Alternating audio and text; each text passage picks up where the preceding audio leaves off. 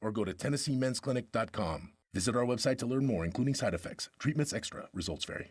This is Chef John from Kitchen Notes at the Omni Nashville. Inviting you to come join us for breakfast and lunch. We're offering some exciting new menu items. We have Grandma's famous chicken and dumpling soup. We're offering a fun and new exciting Nashville hot battered shrimp. We're also very excited about our confit chicken hash. Join us in Kitchen Notes for our award-winning patty melt made with our house-made pimento cheese, local Blackhawk Farms beef patty. Come join us in Kitchen Notes and create a memorable experience here at the Omni Hotel. Food is all about memories for us. We'd like you to start a new memory here at Kitchen Notes in the Omni Hotel. Lunch at Kitchen Notes in the Omni Nashville Hotel. Smokeville Smoke Shop has been serving Hendersonville and Metro Nashville since 2015 and is committed to providing high-quality, hands-on, and personable customer service. Stop into Smokeville Smoke Shops in Hendersonville, Gallatin, Hermitage, and Goodlettsville to try any of their wide selection of locally sourced products and selection of top nationwide brands, including vapes, hookah, hand-blown glass, detox systems, e-juices, kratom products, leaf wraps, and much more. Visit Smokeville Smoke Shops today.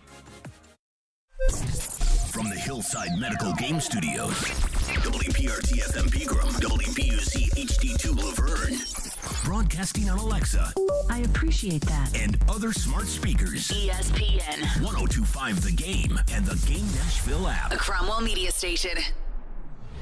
Live from the Game Nashville studios, it's Stillman and Company. Delivered by Tristar Moving. Tristar Movers with 5-star service. With Jared Stillman on Nashville's best sports talk. ESPN. 1025 The Game and the Game Nashville app. Stillman and Company is delivered by Tristar Moving, ESPN 1025 The Game. Streaming live on Twitter, Twitch, YouTube, and Facebook Live. Thanks to the offices of Amanda Gentry. Live today from Bridgestone Arena. Predators with a big one tonight against the Ottawa Senators. First of all, and I don't mean to joke when I say T's and P's, thoughts and prayers to the Ottawa Senators. Their owner passed away yesterday, the age of 65 years old. So obviously they have very heavy hearts today as they take on the Predators tonight. It is a game the Predators need to win for a lot of different reasons, but we'll get through that throughout the show. So they teach you in radio school. And I think you can back me up on this, Caroline. How are you today, by the way? I'm doing great. How are you? Outstanding. Ian, how are you? Good, thank you. Yep, live from the Hillside Medical Game Studios. They teach you in radio school that you get 8 seconds, and then somebody has turned their attention to something else. So you only get 8 seconds to get somebody's attention, so you got to hook them quickly. You got to get right to it. So I'm going to ignore that for 1 second. Okay. How about that Louisville women's basketball team last night, ladies and gentlemen? Go How about Cardinals. that game last night? Let's go, All Cards. right. I'm very happy for you and your Cards. Oh, my God. I was standing on an ottoman screaming last night watching I don't women's doubt that, basketball. even in the slightest. Oh, my goodness. Oh, goodness gracious. Congratulations to my alma mater, my program that I worked for in college. I am so happy for them. Congratulations. They're in the Final Four, and we'll take on South Carolina. We'll see how that goes. All right, now, I want to get to this. Charles Robinson today, Yahoo Sports. He was on with Robbie and Joe. And remember yesterday how we talked about why the Titans are so pro AJ. You know, it's like we want to get a deal done with AJ. We want AJ to be here for a long time, even though they're putting out rumors that AJ Brown might go. The Jets might be interested in it. We want AJ. AJ's what we're about. And then Vrabel's talking about what he was like as a father and all that kind of stuff, which is very, like, Vrabel does not go for the mushy stuff, at least not with the press. No. And so Vrabel was doing that.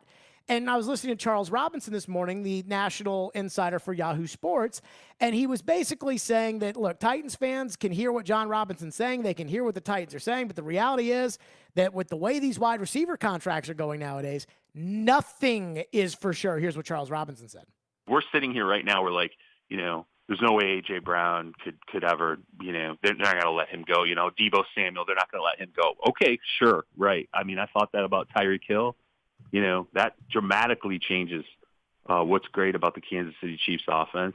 Thought that about Devontae Adams. I mean, those are two wide receivers who were unbelievably suited to the quarterbacks that were, you know, upper echelon quarterbacks and elite level quarterbacks, and yet look what happens. So don't think that it's a guarantee that something gets done with your guy. I think that's a mistake. I think a lot of teams are weighing that out right now. Okay, so let's operate with that. Let's not take the Robinson quotes in the Jim White article that was, we want AJ. Let's be more realistic what Charles Robinson said, which is the Packers want Devontae Adams. He's not there. The Chiefs wanted Tyreek Hill. He's not there. These things are changing. They're ever flowing. Okay. Then the second thing Charles Robinson said, which I want to get to because this piqued my interest as well. If you're going to trade A.J. Brown, you have literally 32 days to do it because you have to get your returns for A.J. for this season because you can't play this year without A.J., right? Right. So if you were to wait until after the draft and you were to trade for draft picks in the 23 draft, what the hell are you going to do for the 22 season? So that doesn't make a lot of sense. Right. So you're going to have to get 22 draft picks. So you've got 1 month if you were to trade AJ to maximize AJ's value. And I look at the Titans right now and I'm like, this is a really weird conundrum because they have a lot of needs when it comes to the draft and really the long-term needs, right? Like we know what they need right now. They need a right tackle. They need depth at receiver. They need depth at tight end. They might need a quarterback. But when you think about the future, it's like they're going to probably need another tackle because Taylor Lewan's probably not going to be here after this season. They're probably going to need another running back at some point because Derrick Henry's not going to be here. They're going to need another pass rusher because they're eventually going to move off of Bud Dupree. So, like, there's a lot of things that if you could hit right now that could really slide in when you need it, you know, those are big deals. And I say this because I'm going to use an analogy here. You ever seen a parent? We're at Bridgestone Arena. Let's use the Preds Pro Shop. Takes their kid into the pro shop. And they got the hats, and they got the toys, and they got the jerseys, and they got the pucks. And the kid, if the kid could have it his way, he'd have all those things, right? Yeah. But if the parent said you can only have one thing, now he's got to pick, right? Yeah. Well, here's the Titans in this year's draft. They got one premium pick, the first round pick. And a lot of needs. And they don't have any second-round pick. And Charles Robinson was talking. This is the second thing he said that piqued my interest on the A.J. front, which is in this year's draft, there's not a lot of high-end great talent, but there is a lot of solid talent in the draft. Here's what Charles Robinson said. I had one AFC GM. He said to me, the good thing about this draft is if you have a bunch of picks in the top 60, there's a lot of similarities between guys you might get at 10 and 50. You know, so if you have a bunch of picks in the top 60, great. You're probably going to get a lot of kind of comparable players from a talent level standpoint. And so he's saying, hey, if you've got a lot of players, if you got picks between 10 and 50, so if you've got a lot of back into the first round, second round picks, you know, I don't know, like the Chiefs that have a first round pick, they have another first round pick, they have a second round pick, they have another second round pick. Like the Chiefs are going to get 4 good players by that estimation on the Charles Robinson front. Well, the only way you can do that is by trading A.J. Brown. And then you can get all those things. So you've got to decide, if you want to really maximize the value, you've got to decide today how much money you'd be willing to pay for A.J. Brown. You'd have to go to A.J. between now and the draft and see if it is feasible to get A.J. to sign that contract. And you don't have time to negotiate, and they do. Like, you don't have all the time to move all this stuff around. And then you'd have to get a deal lined up with somebody, and it'd have to work, or you could sign A.J. Like, there's a lot of moving parts right here in order to maximize the A.J. Brown situation. So this is what I'm going to ask everybody. I'm going to ask you. I'm going to ask Ian. I'm going to ask the callers. I'm going to ask everybody. Do you want one thing, which would be a wide receiver, but you get one? Not going to fix right tackle in this year's draft if you get a wide receiver. If you get a right tackle, you're not going to fix wide receiver. It's going to be 3 great wide receiver drafts in a row where the Titans don't pick a receiver very high. And eventually that's going to bite you in the butt because AJ's eventually going to be older and worth more money and maybe more injured. And you're going to be throwing the ball around to the Nick Westbrook-Akinas of the world. Nobody wants that. If you go quarterback, you just drafted somebody who's not even going to play this season, you would assume. Or do you want more things? But in order to get the more things, you have to trade AJ. How do you feel about it? Because this is the predicament right here. And when I was listening to Charles Robinson talk, because I read the Robinson thing, and when I read the Robinson thing that was like, we want to keep AJ, We want to sign AJ. These rumors are crazy. AJ's our guy. When I read that, I thought to myself, okay, like they're not gonna trade AJ. I never even thought they were going to trade AJ. But then when I heard Charles Robinson saying, like, hey, you think this is a done deal with AJ and Debo? Well, guess what? Green Bay didn't want to trade Devontae, and Kansas City didn't want to trade Tyreek, but it all changed. And this is an interesting conundrum that I see for the Titans. So let me ask everybody this. Do you want one thing this year, or do you want more things this year in the draft? Because, again, Charles Robinson says there's not a lot of great players at the top, but there's a lot of solid players between 10 and 50. So what do you want to do? What do you want to do? Well, saying do you want one thing or do you want a lot of things in this draft, that feels like a very obvious answer, but it's so much more complicated than that. Well, it involves trading the best player maybe on the team. It involves taking the most stable part of your team that it seems right now, and it seems like the only way to find more stability in this team is to completely uproot what you think is probably the most stable part of your team, and that is A.J. Brown. So you kind of have to weigh those. You have to weigh both sides. You have one pick, and you got a lot of holes to fill. You need more depth at wide receiver. You need a right tackle. Do you want to draft a quarterback in this year's draft and plan for the future? There are a lot of scenarios that could go into this draft. So which one do you want? I want more picks. So you would trade AJ for the picks? The more and more I think about it, the more and more I say, let's get ahead of the A.J. Brown inevitable decline. It happens with every team. That's not a knock on A.J. It happens with every player. You're going to eventually decline.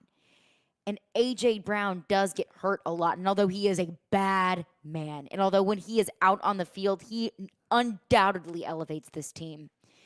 But you got to make really uncomfortable moves to make your team better in the long run. And trading A.J. Brown would be as uncomfortable a move as any.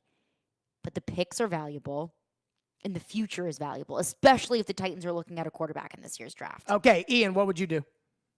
Well, to me, it's almost like, are you willing to one step back for a 2 steps forward kind of thing, you know? Mm-hmm. And given what the NFL is this time and how it is right now with the salary cap manipulation and all the trading and all that stuff, I'm probably more inclined to keep A.J. Brown. So I know I can already tell you, I know the text line is already saying that they got to keep A.J. Brown. Like, I already know I know. But I do wonder what you all think. 615-737-1025 is the phone number. This is an interesting, and again, I keep using the word, conundrum that the Titans are in when it comes to A.J. Brown. He is going to cost a boatload of money. He is injury prone. He is a really good player. And the Titans, through some fault of their own, though they will pretend like this is not the case, they only have one pick in this year's draft. It's a premium pick. And they screwed up right tackle in the draft. And I got to tell you, this is not a spot I'd want to be in. And it's one that they're going to have to make their mind up on very, very soon. 615-737-1025 is the phone number. Did you notice what I did in that first segment, though? I don't know. I got your opinion. Got Ian's opinion. But your opinion comes I didn't next. give you my opinion. Your opinion comes next? But I'm going to tell you why. Okay. And it was something that hit me this morning that even I haven't thought about. And it's maybe, honestly, the biggest problem that the Titans deep down inside maybe don't even know that they have. But we'll get to that next. 615-737-1025 is our phone number. Stillman and Company. We're delivered by Tristar Moving. It's ESPN 1025 The Game. Caroline, tell me about Caesar Sportsbook. It is time for the Caesar Sportsbook Report. As the plot thickens in the NCAA tournament, we've got the Final Four coming up this weekend. Caesar Sportsbook has released a brand new offer for new users. Just download the Caesar Sportsbook app and get started with up to $1,100 in first bet insurance, which is really nice if you want to bet on the basketball games this weekend. Just sign up with the promo code RADIOCZR. That is one word, Radio CZR, and then place your first bet on the NCAA tournament, on hockey, on NBA, on NFL futures, you name it, they've got it on the Caesar Sportsbook app. But speaking of hockey, we've got a hockey game tonight. We're at Bridgestone Arena before the Predators take on the Ottawa Senators. The Predators are favored by 1.5.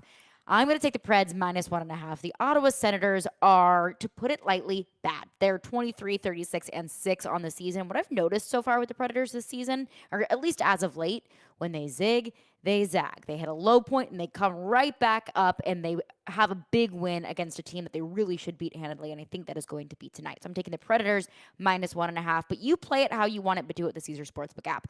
Must be 21 and physically present in Tennessee. New users only. Bet amount of qualifying wager returned only if wager is settled as a loss. Paid as a single bet credit must be used within 14 days. See Caesars.com/promos for full terms. Gambling problem? Call or text the Tennessee Red Line at 1-800-889-9789. Caesar Sportsbook. Download it, people. Here they come. Turn 4. Final lap. Hey, it's Chase McCabe. Join me for Chasing Checkers every Sunday morning at 8, and you can hear some of the big names in racing, like Denny Hamlin. I always like to undersell and overdeliver. Dale Earnhardt Jr. It would be amazing to watch a Cup race compete there again. Kevin Harvick. I think we learned a lot. And several others. It's Chasing Checkers every Sunday at 8 on ESPN 102.5 The Game and the Game Nashville app. Calling a criminal defense lawyer or a divorce lawyer, you may think it's the worst day of your life. It doesn't have to be. If you have quality, competent representation who can guide you through a complex system, we can do that for you. Despite if you've been arrested for a DUI or a robbery charge, whether or not you're going through a divorce or a post-divorce, or demanding your fundamental constitutional right to parent your children. 615-604-6263. AmandaJGentry.com. Attention veterans of Middle Tennessee. Little Guys Movers wants to put your hard-earned skills and leadership talent to work with your very own Little Guys Movers franchise. Be your own boss and build a team with standards as high as your own, and all while serving your community with the same hustle that you served your country. Use your existing 401k to invest in yourself. Financing options are available. Start a fulfilling, profitable new chapter of your life as a member of a team with 30-plus years of growth and good times at littleguysfranchise.com. That's littleguysfranchise.com. Hey, it's me, Chase McCabe, and listen, you know that I love BetMGM. I use it all the time, and I talk about it all the time. They are the king of sportsbooks, and they unleash the spirit of Las Vegas with BetMGM rewards. Every time you make a wager at BetMGM, you can earn BetMGM rewards points that you can redeem for online bonus credits like free bets and risk-free tokens. If you're planning a trip to Vegas, like I am, you can also convert your BetMGM points into MGM rewards points that you can use towards dining, shows, and hotel rooms at over 20 MGM Resorts properties located on the Las Vegas Strip and nationwide. BetMGM Rewards is sports betting's premier loyalty program featuring exclusive offers, incredible experiences, and valuable perks when you wager on the BetMGM app. Sign up with BetMGM or log on today and get an even bigger piece of the action with BetMGM Rewards. Visit BetMGM.com for terms and conditions. 21 years of age or older to wager. Tennessee only. For problem gambling support, call the Tennessee Red Line at 800-889-9789. If you've missed any of today's show, just search Stillman and Company on Apple, Spotify, or your favorite podcast platform. What's the most important need for them, or who are some players that might make sense for Tennessee in that 26 range? Yeah, I think a receiver, and I think there's going to be some there at that point. I mentioned Calvin Austin III earlier out of Memphis. He's an intriguing guy because he can fly, and he catches the football, and he's tough, and he has the punt return ability to help out Ryan Tannehill. He'll help out that offense, and they want somebody who can give them that ability after the catch and be a threat with the ability with the ball in his hands, and I think Jahan Dotson could, or like I say, a Calvin Austin III. I love Sky Moore. If you're going to pass on a receiver early, don't forget about the Western Michigan Dynamo. You go back to, I know you're going to look at Sky Moore. You got to be impressed with this kid. To me, he's a second or third rounder. He's a guy very underrated, and a guy that's going to, Kyle Phillips, if you're looking at a slot guy out of UCLA in the third or fourth round, there's going to be some guys beyond the first round that you can pick up at a slot or wide situation that's going to help you right away. There you go. That was Mel Kiper Jr. Hey, what do you think the Titans are going to do, Mel? Todd, I think they got to go wide receiver in this draft. I think they got to. And if you go there, you don't want this guy in the first round, then you got to go down to the second round. If you go down to the second round, Titans don't have a pick. They don't have a pick. So, I'd love to get all these second-round wide receivers. I would have loved to get Michael Pittman Jr., who was a second-round receiver 2 years ago. I would have loved to get T. Higgins. But those guys were gone. Couldn't pick them. I would have loved to get Trayvon Diggs. I would have loved to get all those guys the Titans didn't draft. But I say this because, again, the topic of the day is Charles Robinson is telling us, hey, you guys think that A.J. Brown is for sure not going anywhere, but it's more complicated than you think, which is fair. We have to, again, admit what's fair, what's not, whatever. Mm-hmm. Caroline says that and let's say that you get the Hill package plus more. So the Hill package was a first, was a second, it was a fourth, and it was something else, like a sixth. Mm-hmm. So you would want like a third squeezed in there somewhere. Right. Okay. There's a lot of good players you can get with that. And again, if you trust your ability to draft, which I know the fans do not trust this general manager's ability to draft at that position specifically, but he probably trusts his ability to draft. I sure hope he trusts his ability to draft as a general manager in the NFL. Then he would think that he could get another AJ. Mm-hmm. But again, all those names that Mel Kiper just brought up, to me, they're names. It's just, Scott Moore, he's a guy that could go in the first round. He could go in the second round. He could go in the fourth round. To me, that's just a name. Mm-hmm. And I don't know if those guys are any good, and I know AJ's a pretty special player. Here's the reason why I would keep AJ and pay him the money in spite of the injury issues. And you know me, because I love picks, and I hate overpaying, and I like, maneuverability and things like that. I think there's an argument to be made that AJ is more valuable than Derrick Henry. And I think that if you look at last season through that prism, and I didn't even dig into 2020 because AJ played in every game in 2020. But if you look at last season, when AJ was out, they lost to the Jets. When Derrick was out, they beat the Rams. When AJ got hurt, they lost to the Texans. And at the end of that Texan game, Ryan Tannehill was just looking for anybody to throw the football to. Then the next week, they lost to the Patriots. They didn't even throw for 100 yards. And look, Tannehill's got his faults. I'm probably, the first person in the world when it comes to pointing out Tannehill's faults. But, we're talking about Ryan Tannehill not even throwing for 100 yards against a Patriots team that, while they were playing very well at that point, defensively, they kind of got sliced and diced last year. Now, they beat Jacksonville when Urban Meyer was going through all of his bull crap, but that, I'm not going to hang your hat on beating Jacksonville. Well, you guys know, Floyd wins a win in the NFL, but let's be real. Let's be honest. That week for Jacksonville, the Vanderbilt could have beat them. So then they played the last week that they didn't have AJ. They played the Steelers. And they lost that game. And that Steeler team was not very good. So they lost to the Texans without AJ for the most part. They lost to the Jets without AJ. They lost to the Steelers without AJ. And they lost to the Patriots without AJ.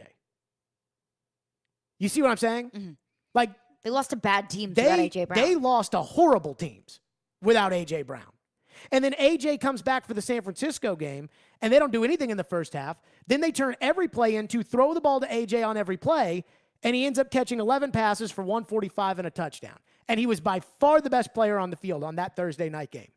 And even in the playoffs, with Ryan Tannehill's crappiness, AJ had 5 catches for 142 and an amazing touchdown. And so, again, the availability aspect of AJ Brown is concerning that as he gets older, it doesn't look like these are fluke injuries. It looks like they're constant injuries that keep happening to AJ Brown, and they're not going to stop happening to AJ Brown. But, he's the best player on the team, arguably. To me, it's a 3-way race between him, Jeffrey Simmons, and Derrick Henry. And when they lost Derrick Henry, and maybe this is the value of the running back position, but when they lost Derrick Henry, it took them 3 weeks to kind of find the replacement for Derrick. And while Deontay Foreman wasn't Derrick, he was playing his butt off. The Titans have done everything to find a second wide receiver, and they can't. They used a top 5 pick on Corey Davis, and that never really panned out to what we all thought it was supposed to be. They traded for Julio Jones, and that didn't pan out to what we thought it was going to be. They've traded for Robert Woods. We'll see if that pans out to what they want that to be. And again, they should be able to replace A.J. Brown. But I don't know how you just can't trade the best player off your team. And I was thinking about Green Bay, and I'm like, who's Green Bay's best player? It's not Devontae. Kansas City, who's their best player? It's not Tyreek Hill. And with the Titans, I think when you look at their win-loss record, there's a valid argument to be made that you're not very good when you don't have A.J. Brown. You're the number 1 seed in the AFC. You beat the Rams, you beat the Chiefs, killed the Chiefs. A.J. killed the Chiefs. Beat the Bills. You beat the Colts twice.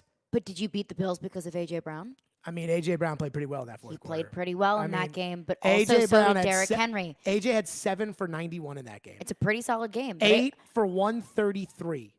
10 for 155 against the Colts. And again, Derrick's a big part of this. I mean, like, you're not winning, in all seriousness, you're not winning without either of them.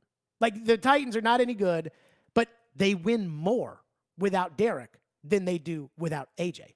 Again, without A.J., you can't beat the Jets. And Derrick played great against the Jets. Derrick had 155 against the Jets. And, I mean, so I get it. Like, to me, the way I look at draft picks are like 50-50. Like, overall. The Titans trade with the Rams. Like, it got them, Conklin was a good pick. Henry was a good pick. Davis and Jonnu were so-so picks. And then Austin Johnson and Kalen Reed were probably, and Johnson's a solid NFL player. I don't want to take anything away from him. And he used to live in my neighborhood, and I like him. But he's a solid NFL player. He just signed a contract with the Chargers. But, I mean, not, second round, middle of the second round. I need a little bit better than Austin Johnson.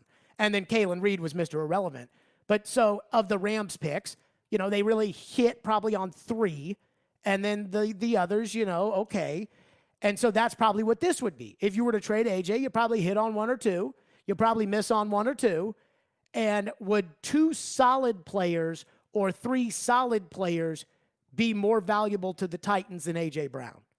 And I just think the answer is no. But and for I how hate long? it. Look, I'm not doubting any of this.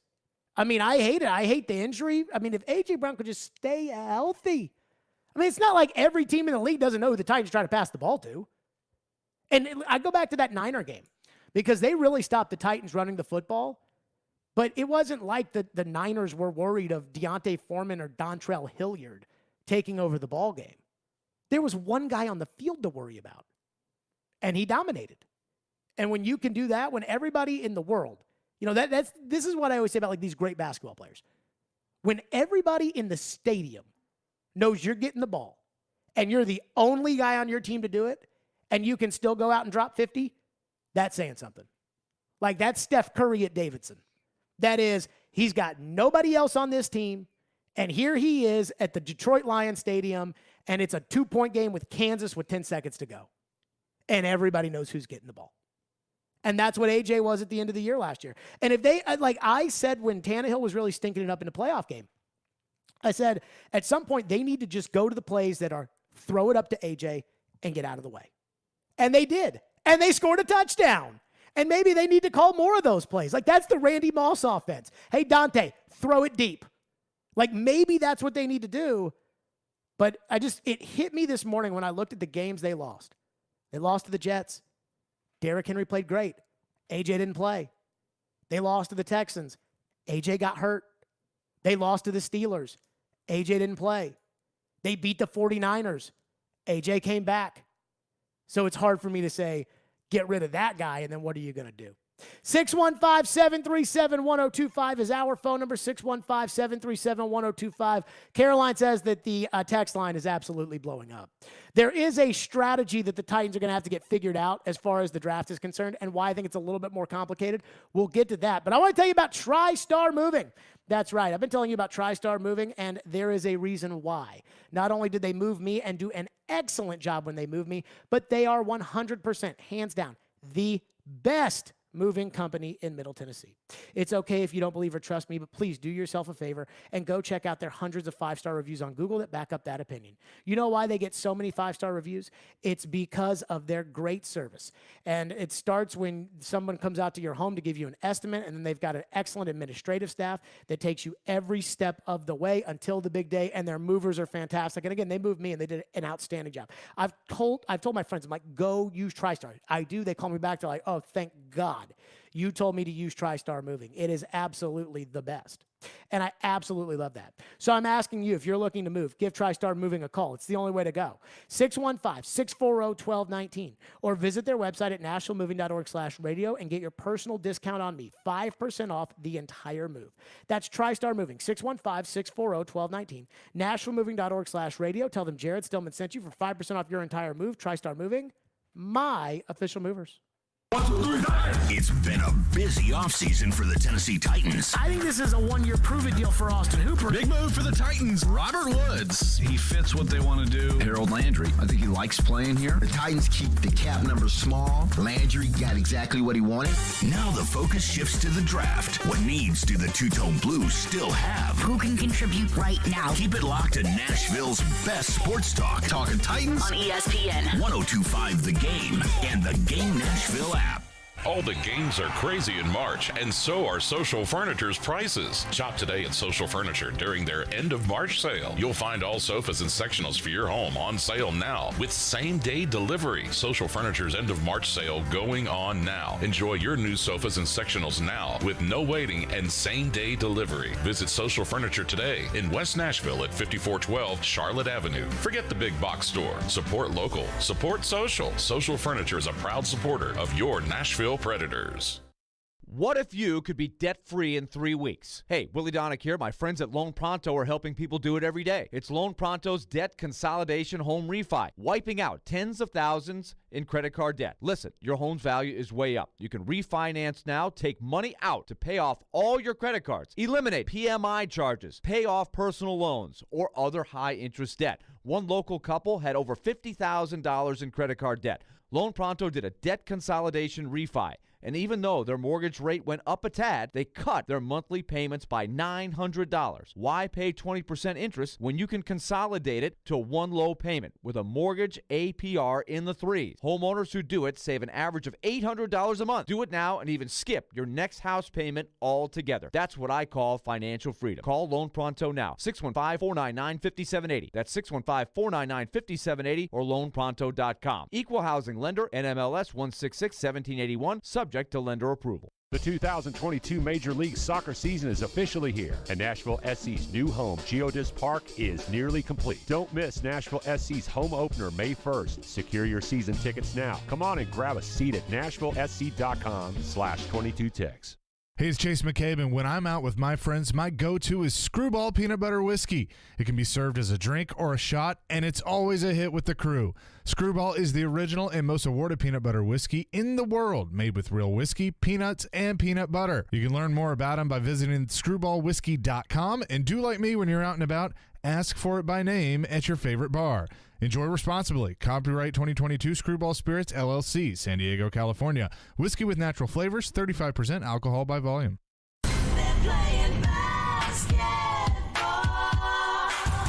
Wednesday night, it's a Western Conference battle in the NBA. Torrey inside, great muscle move. As the Phoenix Suns take on the Golden State Warriors. Thompson's 5 of 7. Coverage begins at 8:30 on ESPN 102.5 The Game and the Game Nashville app. Hey, this is John Hines, and you're listening to Nashville's best sports talk, ESPN 102.5 The Game. What I'm thinking about as a Titans fan is the wide receiver money, because John Robinson's got to be sitting there going, man, this is, we got a kid in our building who's, really right on the cusp of being an absolute elite level wide receiver. I expect will climb into the sort of that echelon this season. And every team with a wide receiver that's on that elite level, I'm talking top 5, 6, 7 guys, are all sitting there going, these are now $25 million players. These are $27 million players or $28 million players. I know some people are saying, well, what's the real money look like? All these different things. I'm just telling you, it's what has happened with Devontae Adams and then Tyreek Hill behind it. What happened with Christian Kirk and the Jacksonville Jaguars. I mean, it has dramatically altered how wide receivers are going to get paid in this game. So a lot of teams are going to have to make difficult decisions. And I think if you're the Titans and you're John Robinson, you're like, we got to get ahead of this as quickly as we can, or maybe it's already too late. Maybe it's too late. Charles Robinson, Yahoo Sports Insider, on with Robbie and Rex Road. By the way, I should note, Charles Robinson goes on every Tuesday morning. It's 9 o'clock that he goes on, right? I believe so. 9 o'clock on Robbie and Rex Road. Good stuff there on A.J. Brown saying, look, like, you may have thought that A.J. was going to cost $22 million a season. Right now, look, Christian Kirk's cost, well, what's the real? It doesn't matter. Now, again, I think this is where the dumb teams are screwing it up for the smart teams. But I consider the Dolphins a dumb team, right? For the most part, yeah. I wouldn't call them like the dumbest teams, and Sure. they're not the Jets. But it feels like the same teams make the same dumb decisions over and over again. Like, who paid the Christian Kirk contract? A dumb team. A dumb team. You know, like the Raiders are not a dumb team, but the Raiders are kind of a dumb do team. silly things. They The are Raiders kind of do a dumb questionable things. $100 million guaranteed for John Gruden. Like, the Raiders are kind of a dumb team. I would put the Dolphins on kind of the same ranking of dumbness as the Dolphins. I mean, think about and again, so the dumb teams are going out there and just blowing up the market for what wide receivers cost. Well, that cost the Kansas City Chiefs Tyreek Hill because they were like, okay, we can either do what the dumb teams do, or we can go out and get picks and hope we get the next Tyreek. And that's what Charles Robinson is saying the Titans need to be thinking about to get ahead of. Now, they really technically have AJ for 2 more years because they have this year and then they have the tag. Mm-hmm. And the tag is going to be less than all of that. And so we do have to factor that in when we have this discussion. But the Titans are about to enter the Philip Forsberg rock and hard place discussion when it comes to A.J. Brown. Let's go to your phones, 615-737-1025, and our phone lines are driven by WilsonCountyHyundai.com.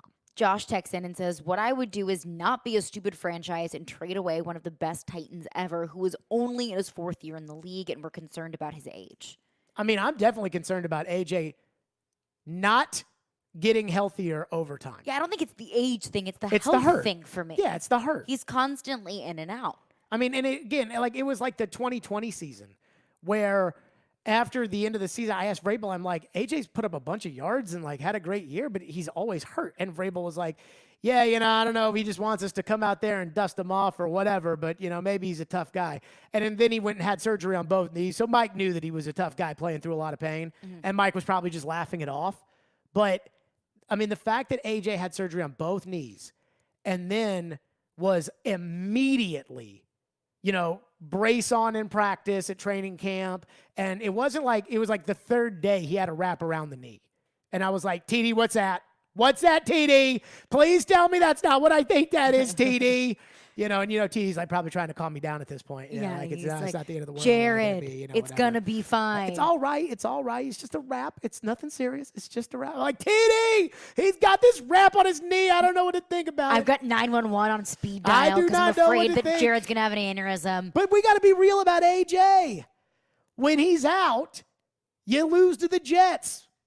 When he gets hurt, you lose to the Texans. When he's out, you lose to the Steelers. You don't throw for 100 yards against the Patriots. Well, if you sign him to a $28 million a year contract, and then he gets hurt, which more players do get hurt the older they get, then you're definitely going to lose to all those teams. And that's my thing is I'm not doubting that A.J. Brown is a bad man because he is 100% and he makes the Titans better.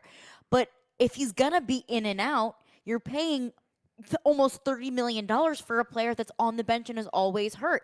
And yeah, whenever he's in, he's electric and you win games because of A.J. Brown. But that's when he's in.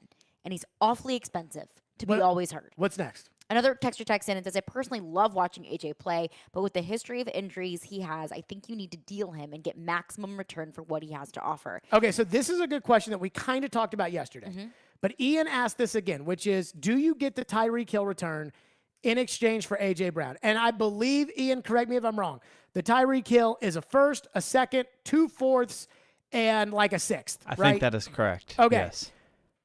Now, the Jets were offering 2 seconds, but they were like the Dolphins, they gave him, I think, like a later first-round pick. So the Dolphins gave a first, but the Jets were offering like 35 and 37 in the second round. So 2 high seconds. Yeah.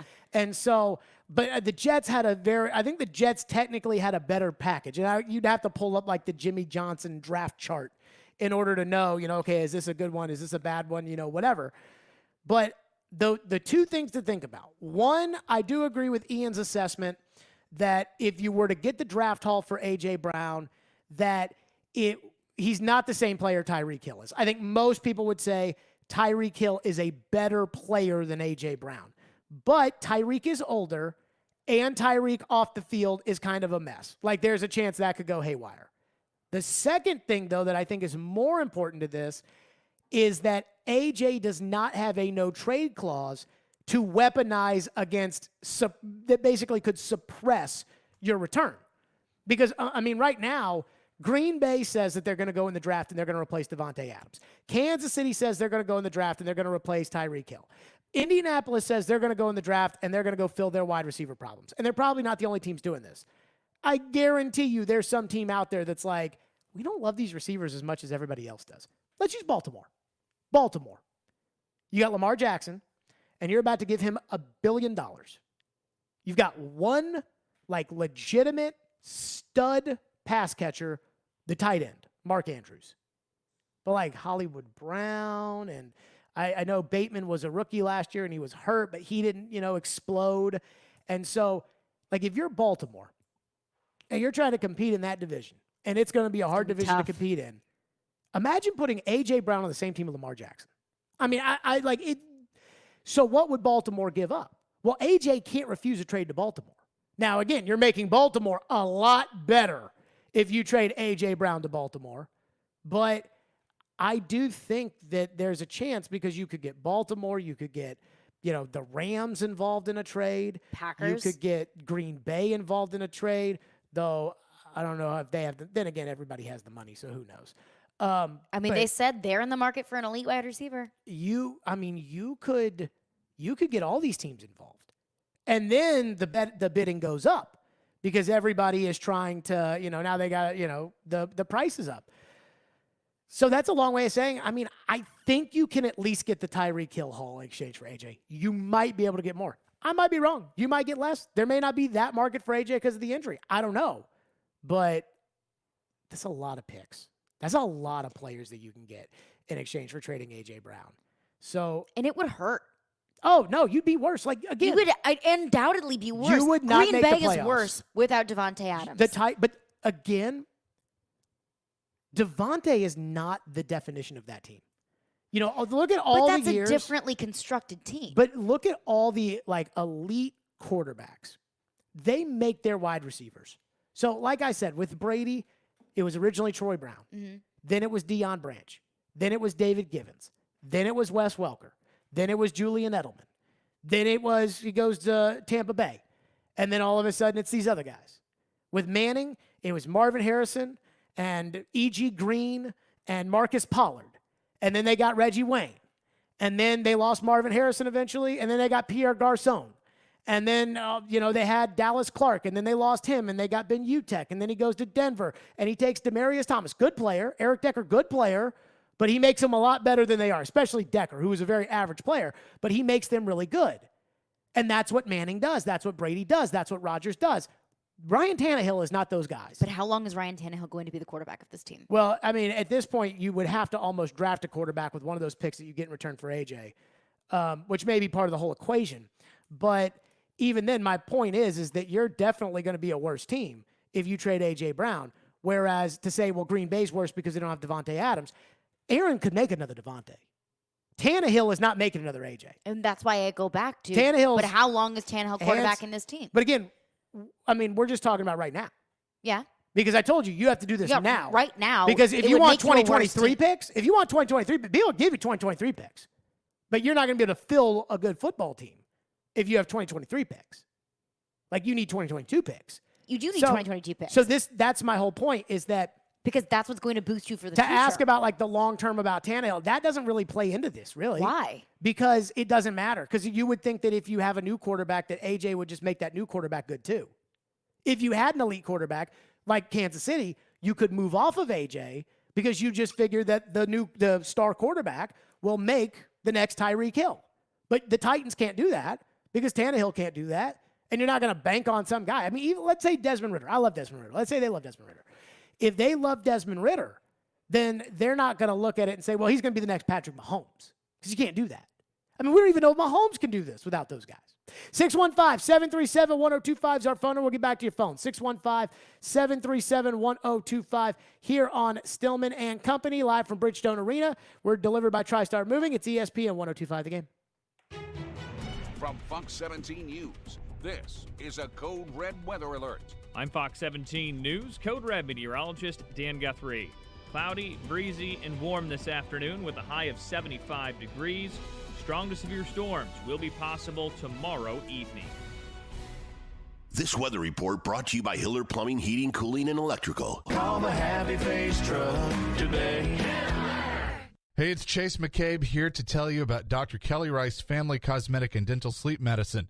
Dr. Rice, listen, we all have cavities, but what's the best way to try and keep them from happening? Cavities are like any other health condition. You don't really know you have one until it gets bad. Recently, I saw a patient for treatment that they had been putting off. Something that could have been simple to fix 6 months ago turned out to need a root canal and a crown. Postponing treatment costs more and takes time away from work. Nobody wants a root canal, so you're right. Regular checkups are very important. Well, we do things differently. I want to let people know that if they're afraid of pain or worried about the cost, they are not alone. Don't be embarrassed. We understand. Give us a call at 615-373-4488. That's KellyERice.com. Dr. Kelly Rice Family Cosmetic and Dental Sleep Medicine. If you don't have dental insurance, no problem. Be sure to join their membership club. Just visit KellyERice.com or call 615-373-4488 now to schedule your cleaning and checkup. You'll certainly be glad you did. Victory Award-winning New Amsterdam Vodka knows all about it, but in life, it's not always so clear. So New Amsterdam Vodka believes that in life, you've got to find your own wins. You've got to overcome your fears, go all in, even when you've got nothing at all. Find your wins. And when you do, raise that glass of New Amsterdam Vodka in victory. You've earned it. New Amsterdam Spirits Company, Modesto, California. Finishing jobs on time, never being idle, and powerful equipment. Meade has the John Deere excavating equipment and the smart grade technology solutions for you and your business. Power your business with a new, used, or rented excavator and get the performance you expect and service you can rely on. Call us today for the equipment built as tough and reliable as you, or visit us at meadtractor.com. That's meadtractor.com. Race fans, it's time to fire up the engines at everyone's favorite local track, the Fairgrounds Speedway. Opening night is April 2nd. Nashville will celebrate 118 years of auto racing at the fairground with the pro late models, limited late models, street stocks, pure stocks, legends, and bandoleros. Get your tickets today at NashvilleFairgroundsSpeedway.racing and be there to kick off the 118th year at Nashville's legendary track. It's opening night at the Fairgrounds Speedway. Coming up April 2nd. Get your tickets today. Anywhere fans go to cheer on their team, there are behind-the-scenes MVPs, ensuring everything is game day ready. We see you, Joe, fixing seats so every fan can enjoy every game. And Allie, who keeps her stadium running smoothly from the moment the first game starts to the last play of the season. At Grainger, you're our MVPs, and we're always here for you with supplies and solutions for every industry and 24/7 customer support. Call, click Grainger.com, or just stop by. Grainger, for the ones who get it done. Sometimes their glass is half full. That was unbelievable. It was the best NFL draft they've ever had. Sometimes glass half empty. What are we getting ourselves into here? Tough game. And sometimes it's all about the numbers. One win, and they've gone on this streak, and now they're at 500. Hang out with Darren, Donick, and Chase from 10 to 2 during your workday. Presented by Curacion CBD on Nashville's best sports talk. ESPN 1025 The Game and the Game Nashville app. Watch live on Twitter, Twitch, and YouTube. This is Stillman and Company. Delivered by Tristar Moving. Yeah, Mike, a lot of talk obviously about the season AJ had from a production standpoint, but today he went down with an injury, came back, played well. That's happened a lot this season where he's gone down and come back in games. What is his level of toughness like? I know you've brought that up, but his toughness of playing through these injuries.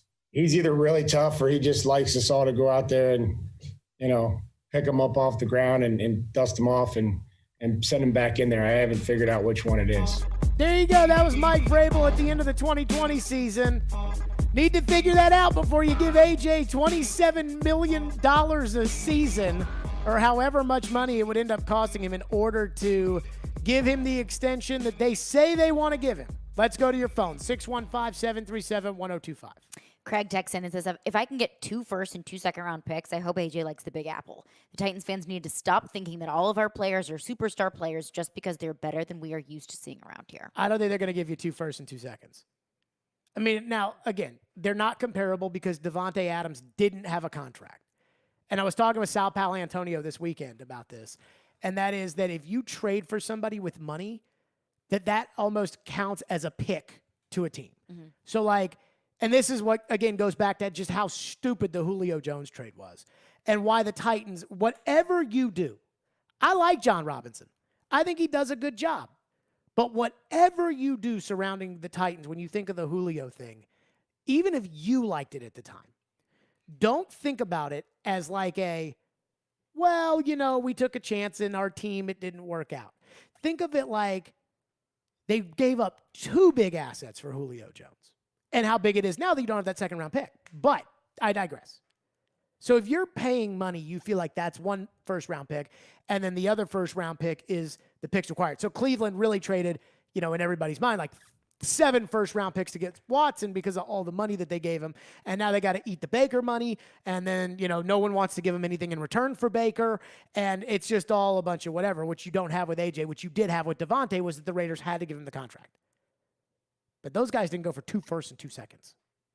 Stephon Diggs, I don't believe, went for 2 firsts and 2 seconds. I love AJ.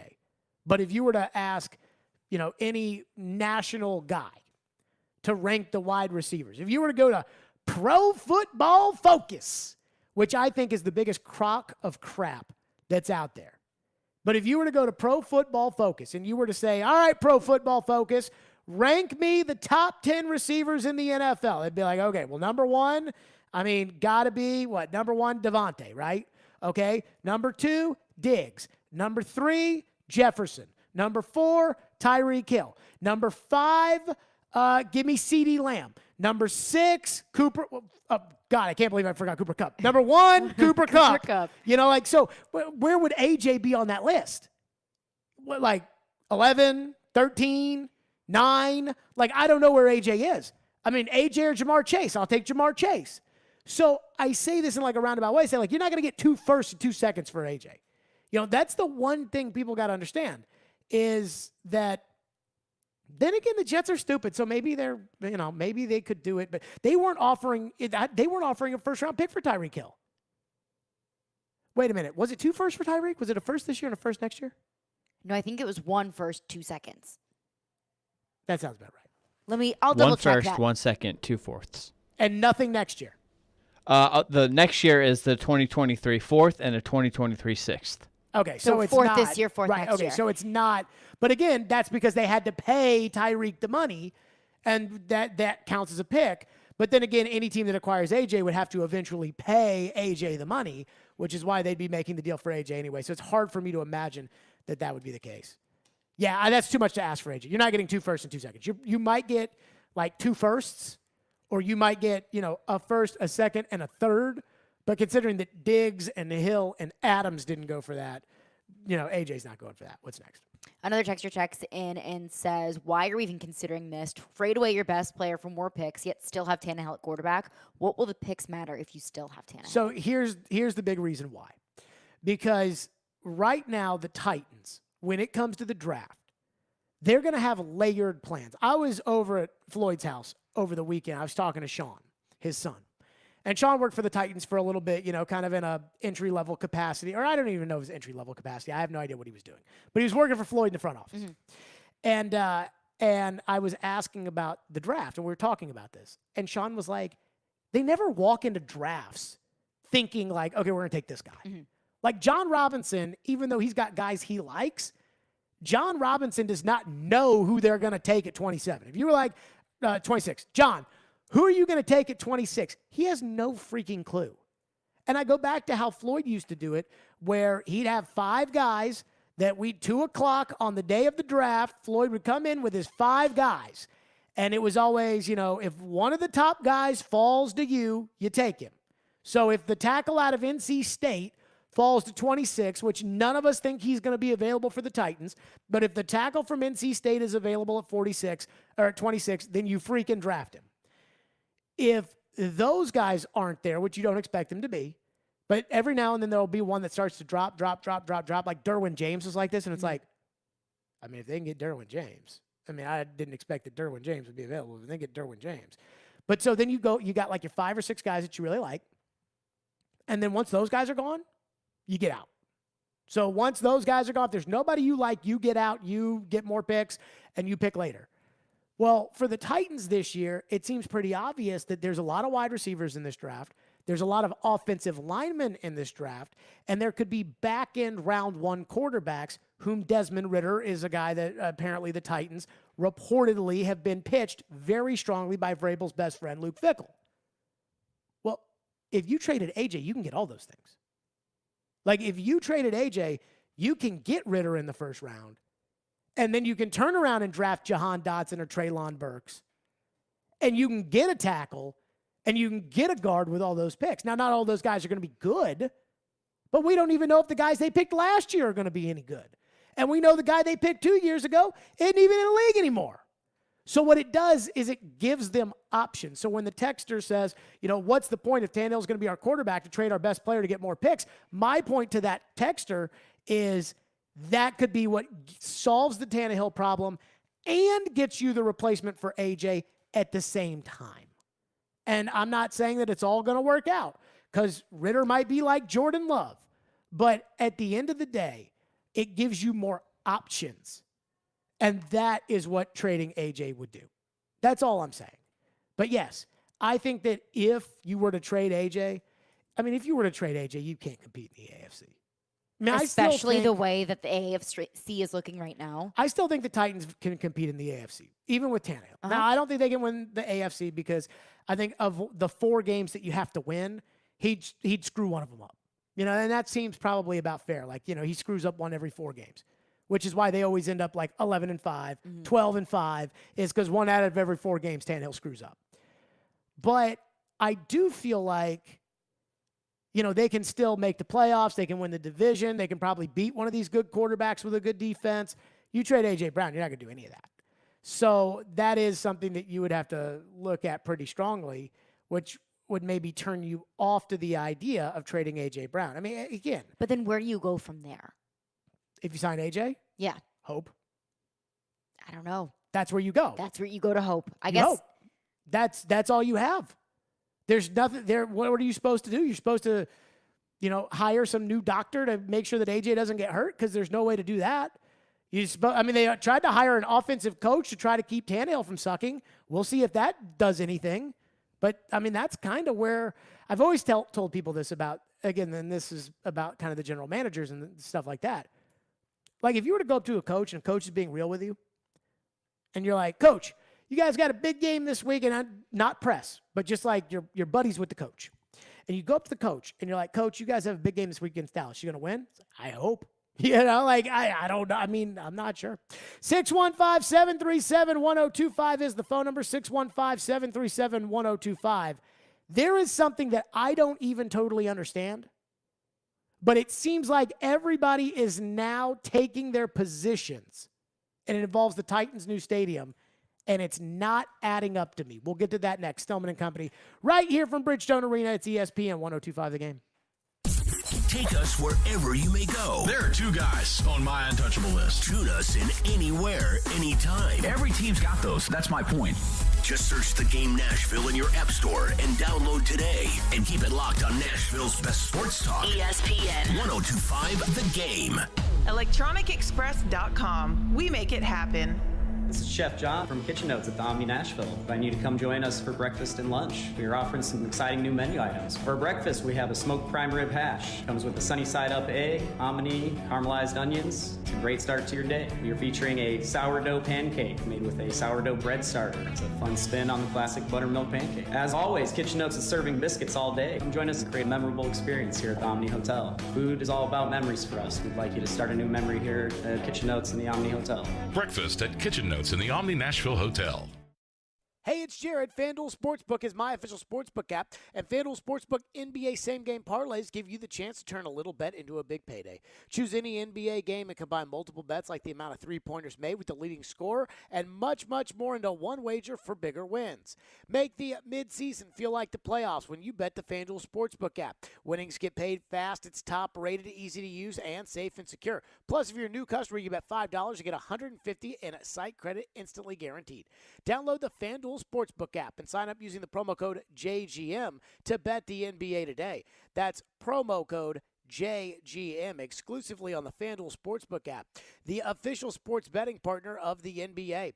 21 and older and present in Tennessee. First online real money wager, only $10 first deposit required. Bonus issued is non-withdrawable site credit that expires 14 days after receipt. Restrictions apply.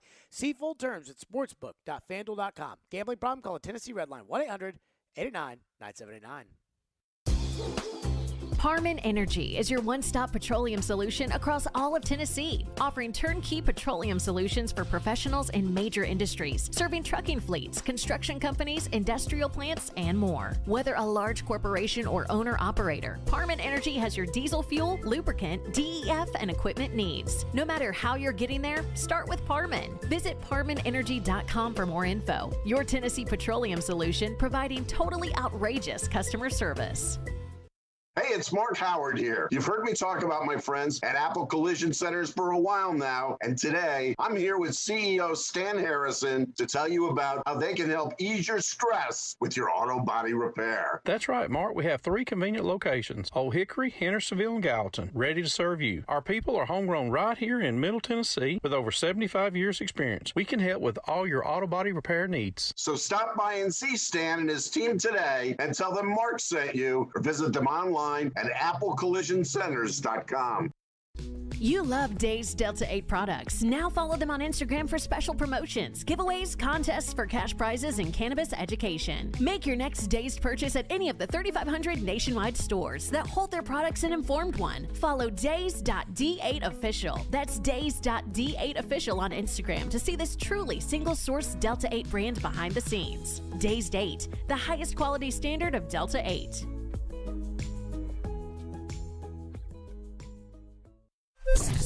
From the Hillside Medical Game Studios, WPRT-FM Pegram, WPUC HD2 Laverne, broadcasting 97.5 Murfreesboro, 106.3 Williamson County, ESPN, 102.5 The Game, and the Game Nashville app. a Cromwell Media Station. Live from the Game Nashville studios, it's Stillman and Company. Delivered by Tristar Moving. Tristar Movers with 5-star service. With Jared Stillman on Nashville's best sports talk. ESPN. 102.5 The Game and the Game Nashville app. Stillman & Company is delivered by TriStar Moving, ESPN 102.5 The Game, streaming live on Twitter, Twitch, YouTube, and Facebook Live. Thanks to the law offices of Amanda Gentry. We're live at Bridgestone Arena, where the Predators are taking on the Ottawa Senators tonight. And our studio is the Hillside Medical Game Studio. So there is a development in the NFL. So the NFL owners' meetings, I was thinking about this. You know, all the coaches have to go. All the general managers have to go. And they sit there, and have you noticed that they've spilled a lot of tea lately? Like Kyle Shanahan today basically saying Trey Lance is ready to start. Oh, yes. Uh-huh. Like that is something that those guys don't like saying publicly. I almost wonder. He said it without saying it. But I wonder if the owners almost push these guys out there. Even Belichick, who doesn't talk at the combine because he doesn't have to. Even Belichick talks at this thing. And I wonder if the owners push the general managers and coaches out there and are like, hey, give them a little something, so that everybody will get distracted and they can really talk about the owner things that they care about. So it's like these rules changes. So they agreed, the overtime everyone gets the ball, the Rooney rule. It's like, hey, let's talk about this. And then everybody on TV, Michael Wilbon, what do you think of the new overtime rule? And not, hey, what are we going to do about this Brian Flores lawsuit? You know what I mean? Yeah. Like because the things that matter at the ownership level that they don't really want to be talking about. And one big thing that came out was that the Buffalo Bills stadium got done. Now, this has been going on for forever. Buffalo has needed a new stadium for as long as I've been watching football. That stadium is pretty crap. 50 years old. And so they made an agreement with the state of New York. And again, the places that, I hate to, I'm not Bill O'Reilly over here, but the places that are most liberal usually don't like paying for the stadiums. Like, that's usually something they're not very interested in. Go ask California. I saw Mark Davis talk to reporters, the owner of the Raiders, after the Bills got the stadium. See, this is important. The state of New York knows. Wink, wink, nudge, nudge, California, who wouldn't build me a stadium, so I moved to Vegas. And the other thing locally where this comes in is the Titans are now next. And there are other teams that are trying to get stadiums. Washington's going to try to get a stadium, and they're leveraging Maryland and Virginia against each other to get a stadium. And so the Titans aren't the only one, but they had the finance committee meets on this stuff. It got approved by the owners, and now it'll get approved by the state of New York, and the Bills will have their new stadium. And then yesterday, it came out, Governor Lee's new budget, $500 million towards the building of a new Titan stadium. But with a big caveat to it. He's willing to give up $500 million, but it's got to be a dome. And I feel like once people heard that, they ran with it like, well, we're getting a dome stadium, we're getting the Super Bowl, we're getting the Final Four, way to go, Nashville. But that's, like, I'm looking at this maybe a little bit more critically, and I'm like, $500 million? The state of New York, the Bills have an open air, $1.4 billion stadium. Again, open air. The state of New York is paying $600 million. And we're paying $500 million for a stadium that has to have a dome. And because it has to have a dome, it will be more expensive. Extremely more expensive. Okay? The math doesn't seem to add up here. And there's three sides to this equation. There's Governor Lee and the state. And that's, as of right now, $500 million. Now, I said today, and people got all worked up. I'm like, that's not enough. Like, they're going to have to give more. Now, there's ways around doing this that I don't even totally understand. So, with certain tax laws and, take the sales tax from this over here, I'm not sure I totally understand it. The second thing is Mayor Cooper and the city council and all of that. Well, I mean, John Cooper is the most anti-stadium politician in Metro Nashville that I can remember. Phil Bredesen was very pro-stadium. Megan Barry was very pro-stadium. David Briley was pro-stadium. Mayor Cooper, when he was Metro Council member at large, came into our studio, and he and I argued about the soccer stadium 4 years ago. And then when he became mayor, he shook down John Ingram for more money, which I'm actually kind of in favor of because it means that the billionaire is spending more money instead of us. But he's very anti-stadium at his core. Well, that's going to be an issue. And then there's the Titans. And we've talked about this with the Titans. They ain't the richest team in the league. No. So when you look at the Bills Stadium, which again is $1.4 billion, and a Titans Stadium is going to be about $2 billion, the Bills have $600 million coming from the state of New York. We're giving less than that. And with caveats that it has to be better than the Bills Stadium. Erie County, which is Buffalo, is giving $250 million. The Bills, owned by Terry Pagula, who I looked up today, has a net worth of $5.6 billion. Terry Pagula is paying $350 million. The NFL is loaning $200 million. And any overruns that come from this, and trust me, there will be overruns, which every project is more than they thought it would be. It takes longer than it expects, and it's more expensive. And it's going to be more expensive. Yes. All the overruns go to the Bills. So the Pagulas, that's the big concession from Buffalo, from the Bills, is any of the cost overruns, put it on Terry Pagula's tab. So we got Governor Lee proposing $500 million. Mayor Cooper, this is the quote that he told Axios, quote, Mayor Cooper is committed to two goals, keeping the Titans in Nashville for generations to come, and doing that in a way that does not divert tax dollars from education, affordable housing, infrastructure, or other general fund obligations. We are continuing to study stadium operations that allow us to do both. I got to be honest with you, and again, I'm not completely educated on this, but I think I'm more educated than most people. I don't think you can do both things. The more I have read from economists, and I listen to economists. I don't listen to cable news tell me about the economy. I listen to economists, and economists basically say, like, unless, and I was reading a New York Times article today about the Bills Stadium, that is basically, unless you're bringing in new revenue, you don't make that money back. And that's complicated. But would having new events such as the Final Four, a Super Bowl, college football playoff, is that not new revenue? One, it's not guaranteed other than one Super Bowl. It's not guaranteed, but you can assume that if you have a domed stadium, like that's their intention. You want to pay off the stadium if we don't get all those things? No, I don't. Because that's the position you're putting people in. by saying, well, you assume we get the Final Four. I mean, look, Atlanta was supposed to get the Final Four in 2020, and then that didn't happen. And I looked it up. Like, it's booked up through, like, 2028. And Atlanta, I don't know when Atlanta's getting another one. So they didn't get that one, and I don't know when Atlanta's getting the next one. But again, so you can assume, but honestly, I think the answer for the most part for that is no. Like, I think the answer is, would all that stuff not be worth the stadium? And I think the answer, as far as what the economists say, is no. And then, so we factor that in. And, like the Metro Council member in New York whose district's in Buffalo is like, yeah, I like it. And then the other council members in New York are like, And I think you have to look at that here. Like, don't go to the council member who represents the stadium's district. Go to other places.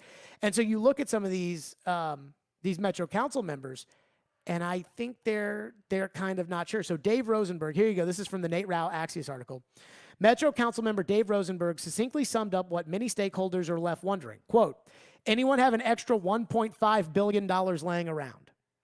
So here's my thing. I looked up what Bud Adams' net worth was. And again, there's no way the internet's right about this. No, but it gives us a good gauging point. They said $1.1 billion. He died in 2013. Today, that would be like $1.6 billion. Okay? Now, remember, that got taxed. Like when Bud Adams died and the money went to Amy and Kenneth and all, Susan Adams. And when that money went down, like that got taxed. So if they're $1.6 billion and Pagula is $5.6 billion, you see the difference. And so, like, Amy doesn't have that kind of money, I don't think. Like, what they're trying to do is they're trying to build up that side of the river with all these shops and restaurants and things like that, and then the Titans are going to make the money off of that. And their goal is, hey, let's just have the sales tax from that be what funds the stadium. And then when you get your bill in the mail that says, tax bill, it's not going to say for the stadium. But the problem is if a lot of people in a sales tax state, if a lot of people are already using their tax dollars around the whole city, then they go instead of using, it's not like I get a raise because the Titans get a new stadium, so now I can spend more money on other stuff. So the math does not add up. If a $1.4 billion stadium with a richer owner and a state that was willing to spend more than our state gets puzzled together in a certain way, we're asking for a better stadium with less proposed funding from the state, with a local government that I'm not sold actually really wants to build a stadium, with an owner that's not as rich as the Bills owner. And an owner that really from the beginning has said she does not want a new building. She would rather renovate the as constructed Nissan Stadium. Which they can't do because it's a piece of crap. It is a piece of crap, and there's so much that goes into it that it would essentially cost as much as a new stadium. So where's the math doesn't add up. So, I think people see, $500 million, Governor Lee, Dome Stadium. Woo, Dome, yes. And I'm just sitting here saying, I read through the Buffalo stuff. And the math to get to Buffalo doesn't necessarily add up. Again, Buffalo's $1.4 billion. Who's paying the overruns? I know it ain't going to be Mayor Cooper paying the overruns on a stadium. So where do you go from there? I don't know. You lose this team? I don't know. There's those jobs and the tourism and all the money that gets pumped into the Titans. I don't know. And then the Titans have to write a $500 million check to go relocate wherever they want to go. So and that's $500 million that you could have contributed to a new stadium. So I understand and I hear you, but I don't see any way where the Titans can't build a new stadium. Well, think about this. How much are the Bills paying? Pagula $350. The NFL's loaning him $200. $500 million. Yeah. How much would it cost to go somewhere else? $500 million. So this is what's going to happen.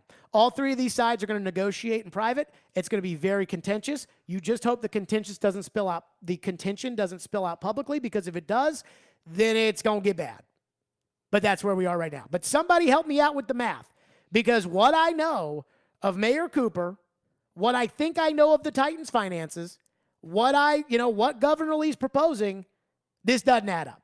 615-737-1025 is our phone number, 615-737-1025. And there is an absolute false equivalence that is going to go around about the Titans comparing to the Bills. It's already happening today. You need to trust me on this. I want to get to that next because no matter how many people say this to you, it's just not the case. We will do that. 615-737-1025. Your thoughts on the stadium. Stillman and Company right here on ESPN 1025 The Game. 1025 The Game has one final chance for you to win with our 4-team game bracket challenge. Go to thegamenashville.com/bracket challenge now to play for a chance to win a pair of tickets to see Shinedown at Bridgestone Arena on May 4th. The game bracket challenge is brought to you by Coach's Corner Sports Grill in Spring Hill, Days Delta 8, and Wager. Tune in every Wednesday at 4:30 p.m. for Nashville's own Jason Fitz with Jarrett Stillman and Company. Fitz started his sports talk career right here on 1025 The Game, and now he anchors shows for ESPN. Jason Fitz is brought to you by Blood Assurance. Give blood. Give local. Give life. HGTV's Build It Forward in collab with Lowe's and 100 Hometowns. We'll select 5 local heroes for a surprise home renovation of their dreams. Saturday at 5 p.m. Central on HGTV and Discovery Plus. Realizing Geico is your one-stop shop for all your insurance needs is like realizing you can just toss the whole measuring cup into the washer, so it won't get gunked up with laundry detergent. I guess it doesn't work for coffee mugs, huh? It's something that's been right in front of you this whole time, like how Geico offers 24/7 emergency roadside service to help you when you need it most. Or how athletic wristbands aren't for your wrists, they're for wiping sweat off your forehead. Great. So, what are headbands for? 80s night at the dance club. Woo! It's something you can't believe you never realized before, like how Geico makes it easy to bundle your home and car insurance, with even more ways to save when you add boat, motorcycle, and RV insurance. Or how a pony is its own animal and not just a baby horse. So, what's a baby pony called? Getting more ways to save. It's just one of the many reasons to switch to Geico. They're all right there in front of you. Nothing makes one feel better than the ability to give to someone in need. You have the power to give the most important gift of all, the gift of life, with a donation of your blood. Supplies are desperately low in our area, and your help is needed. Blood Assurance is a nonprofit community blood center that supplies our Middle Tennessee area hospitals. Please find it in your heart to donate. Be someone's hero today. Go to bloodassurance.org to find a location or blood drive near you. That's bloodassurance.org. Give blood, give local, save lives with Blood Assurance. How can a half-carat diamond magically grow into a 2-carat diamond? With Genesis Diamond's 110% diamond upgrade guarantee. Our trade-up policy is the best in the United States. That's Stasia at Genesis, explaining how if you buy a diamond today and want to trade it in for a bigger one next year, Genesis always gives you back your original purchase price plus an extra 10%. We will gladly give you every single penny you paid for the diamond plus an extra 10%, which is amazing. No one does that. As a real-life example, take Stasia's customer Paul. When he first started, he got a half-carat, and then as he became more successful, we rewarded him. He came in and he got a 3/4 carat, and then he's traded for a carat. I'm sure I'll see him this year for a carat and a half. As they grow and change and become more successful, their engagement ring can grow with them also. And there's no catch, no minimum trade-up requirement, and it works on diamond studs and diamond pendants as well. You get every single investment dollar you put into the diamond, you will get an extra 10% towards the new diamond. Genesis Diamonds and luxury pre-owned Rolexes. You can trade as many times as you wish. Continuously voted best jewelry store and best place to buy an engagement ring. Green Hills and Cool Springs. You know it's going to happen, and when your car needs service or repair, remember Mitchell's Mr. Transmission on Gallatin Road, just north of Briley Parkway. Now here's Jim Mitchell. At Mitchell's Mr. Transmission, we also offer free towing with any major repairs. If your vehicle has a breakdown and you should need any type towing, towing is available through Dad's Towing Service. Dad's is a professional towing company in Nashville that provides all types of towing and recovery, 24 hours a day. You know it's going to happen, and when your car needs service or repair, remember Mitchell's Mr. Transmission on Gallatin Road, just north of Briley Parkway. Interact with Stillman and Company. Call or text the show at 615-737-1025. Driven by WilsonCountyHyundai.com. So since the Bills are building a new stadium and how much value they bring to a city, one of those values is the Super Bowl. So since it's a new stadium, I think it's one of the unwritten rules, or it actually is written in the NFL. If you build a new stadium, we'll send a Super Bowl your way. Are we looking at a potential February Super Bowl in Buffalo? Roger Goodell talks tomorrow, and I would say that will be, if I get a chance to ask a question, that will be my question, because that was the first thing I thought about. And, we just did L.A. It was amazing. It looked incredible. The game was good. That was their prize for that mecca of football that they created in Los Angeles. Do the Bills, we're going to get a $1.4 billion new stadium, open-air, awesome stadium.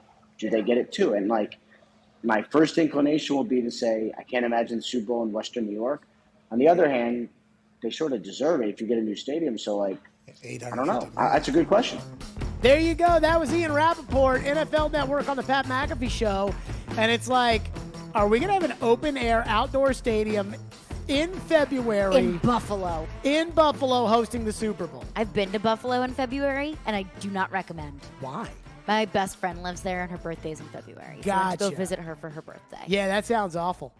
Like, had a good time, but it was freezing. So the thing that Floyd said that he used to always tell me is if you build a stadium with a roof, you get one. Like, if you're a good city, you get more than one. Like, Atlanta's going to get more than one. Los Angeles is going to get more than one. You know, all of those are going to. Detroit, you get one. Minnesota, one. Because nobody wants to go there, and I understand that. So that's the rule. You build a new stadium, you get a Super Bowl. Vegas is going to get more than one Super Bowl. I think they have this year. I think they have this year's Super Bowl. They're going to whatever. And so now, I mean, look, they put one in New York, and the weather happened to be okay for that Super Bowl that they had there in 2013. But there were a lot of people who were like, I don't know if this is a good idea, but it was New York and New York City, and like, this is Buffalo. Now, here's something that I find to be very interesting is this is the state of New York who's got $600 million to give the Bills. And today I tweeted out and I said that $500 million, if the state of New York is giving $600 million for a lesser stadium, then there's no way $500 million from Governor Lee is going to be enough.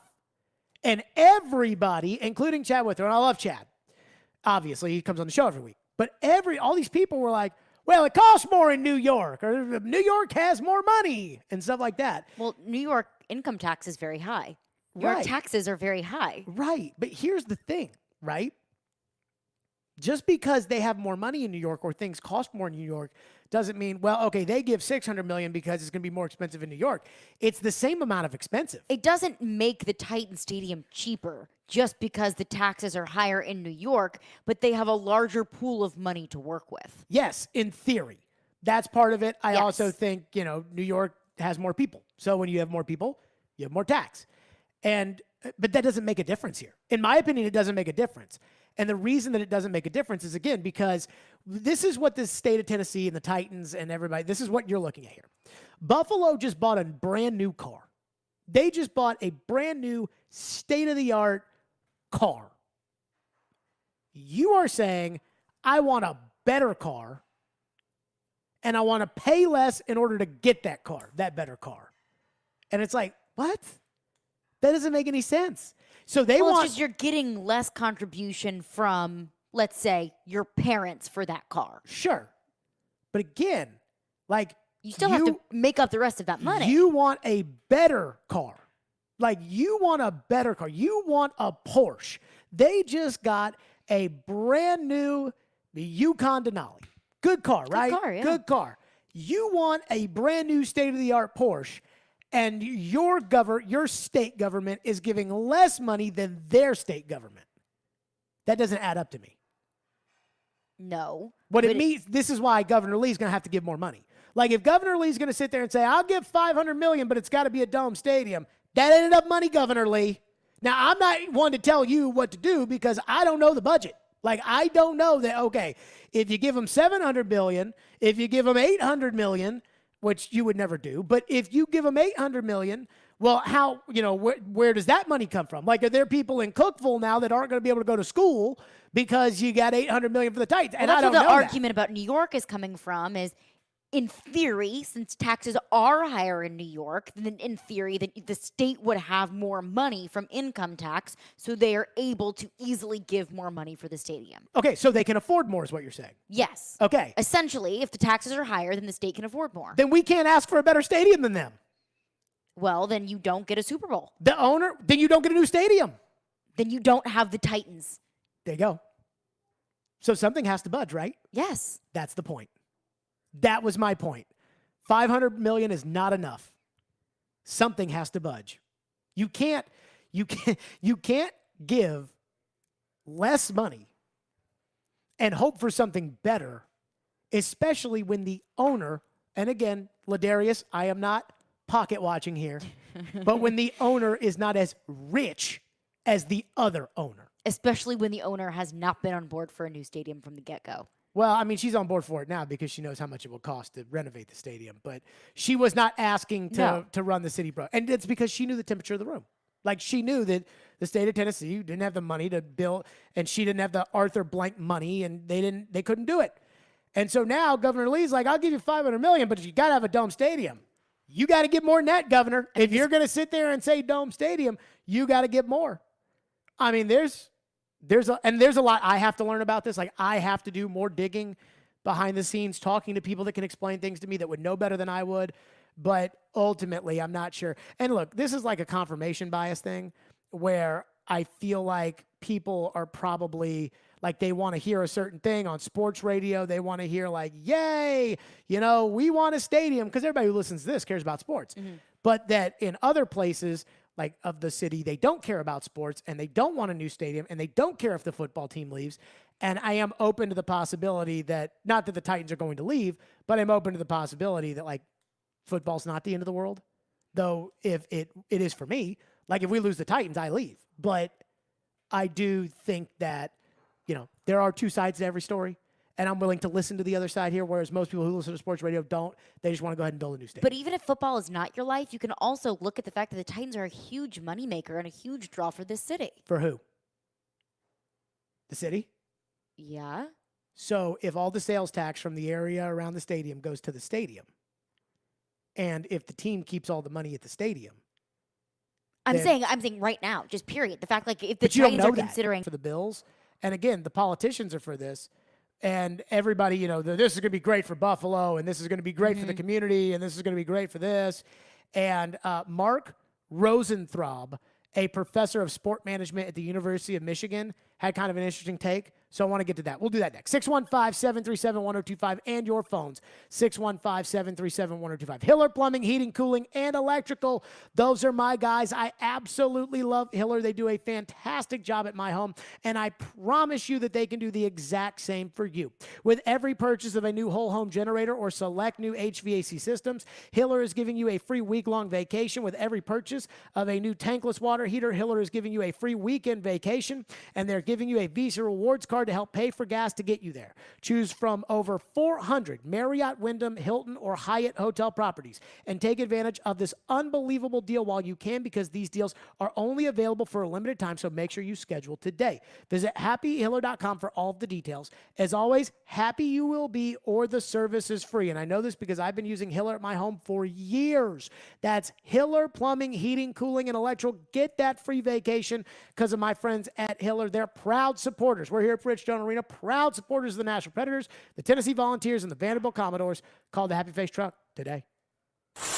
Jump in the mind of an NHL veteran as Predators analyst Hal Gill joins Stillman & Company Tuesday afternoons at 5:30. Here they are in a pressure situation every night because they need 2 points. And Robbie and Rexroad Thursday mornings at 9:30. Goaltending, I think it might be an issue at some point. Presented by Duncan on Smashville's best sports talk. ESPN 102.5 The Game and the Game Nashville app. Gary Ashton here. Most people in Nashville know me as the don't sell without the intel and the guaranteed offer guy. But despite my accent, I'm also 100% guaranteed Nashville. I'm a guaranteed musician, a guaranteed dog lover, and you're also guaranteed to see me at every Titans and Preds game. Guaranteed offer means the Gary Ashton team with RE/MAX Advantage will sell your house for top dollar with no cleaning, staging, showings, or open houses, and give you up to 90 days to close. So there's plenty of time to find your next home. Guaranteed Nashville means my team lives here and loves it here. We've served Nashville for over 20 years, and we're passionate about helping the people we call neighbors and friends, which is why we've had a long-standing tradition of donating to the Vanderbilt Children's Hospital. If you're thinking about a guaranteed offer, get the only one that's guaranteed Nashville. Request a no-obligation offer by calling 615-301-1650 or go to GaryAshton.com today. Remember, Gary Ashton, guaranteed Nashville. Winning this award is truly like winning the Super Bowl of car dealer awards for Mercedes-Benz. Edwin Vickery, General Manager of Mercedes-Benz of Music City. Culture eats strategy for lunch. You have to hit on all cylinders to win this award. You can strategize all you want. You got to still have the right tools, and our tools are our people. Live the dream with three-time Mercedes-Benz Best of the Best award winner, Mercedes-Benz of Music City. Go to mbofmc.com. The racing, the big one, the camping, it's all just bigger at Talladega. And with a doubleheader on Saturday and the premiere of the next-gen cars on Sunday, it's just going to keep getting bigger and bigger and bigger. NASCAR's biggest and baddest track is back. The Talladega Nascar Weekend, April 23rd through the 24th. Get your tickets now at TalladegaSuperspeedway.com. Markdown Madness is almost over, but Electronic Express is still bringing slam dunk deals. Watch the finals with 4K TVs from Samsung, LG, Sony, Hisense, TCL, and more. We've also got huge savings in every department: computers and gaming, smart home, housewares, mattresses, and more. Plus, save up to 40% on all appliances with up to 36 months free financing. Shop in-store or online with free express delivery on most items. Experience Markdown Madness at Electronic Express. We make it happen. Hey, Darren McFarland here. I want to tell you about this new social sports betting app I've been loving called Wager, W-A-G-R. Rather than betting against the house, Wager lets you bet with other people in Tennessee. It can be your friends, co-workers, or even me. As a special promo for ESPN 1025 The Game listeners, if you're over 21, go to wager.me/DMAC, and you'll get free wagers that you can use to challenge me. That's WAGR.me/DMAC. Join me and challenge your community, not the house. Please play responsibly. Call 1-800-889-9789 for help. ESPN's Turon Davenport breaks down the Titans like no other. On the field chemistry, I don't think it's going to be a problem. It's just going to be a process. Catch TD Mondays at 11, Thursdays at 3, and Fridays at 8. Plus, the Talking with TD podcast drops every Wednesday. When you draft players, it's not just for one season, it's for a career. Nashville's best sports talk. ESPN 1025 The Game and the Game Nashville app. Hey Nashville, it's Max Kellerman, and you're listening to Nashville's best sports talk, ESPN 1025 The Game. When I was 21 years old, my coach, Frank Brawls, took the Arkansas Razorbacks to Houston to prepare to play here in Dallas in the Cotton Bowl on New Year's Day. And while we were down there to get away from the hoopla and all the camaraderie that goes on around a bowl game, he took us on a field trip to the Astrodome. And there hadn't been any event in it or any game played, but it was finished. We walked in there, and I'm going to get emotional, but I looked up, and you just couldn't believe it. And it felt like you were on Mars. And I thought, who and where, how does a man or men or women think of this, and where do you start? And I remembered that all my life. And when I'd see something about the Astrodome, I'd read about it. Consequently, 35 years later, when I had a chance to be a part of building the venue of AT&T Stadium, I didn't have to think, could I do it? I didn't have to think really a lot about how to do it. I knew it could be done.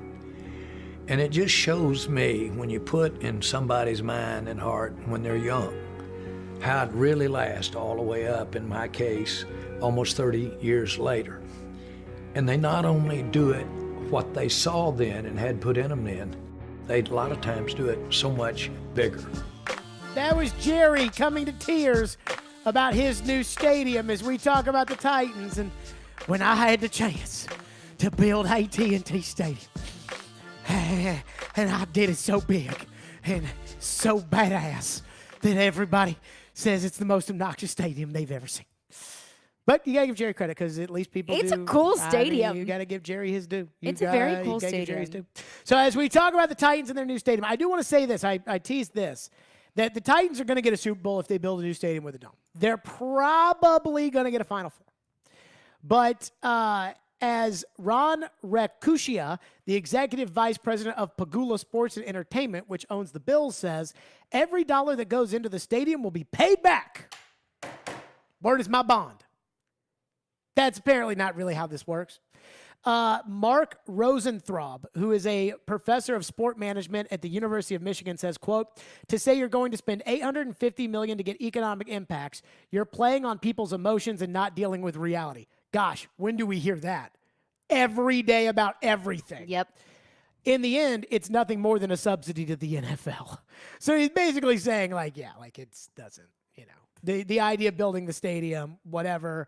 And it says in here that public assistance in the form of tax breaks and free land have been used to finance the construction for arenas in New York sports teams, but many of the teams like the Yankees and the Mets finance most of the cost themselves. The Giants and Jets, who play in New Jersey, paid for nearly all of their stadium, which opened in 2010.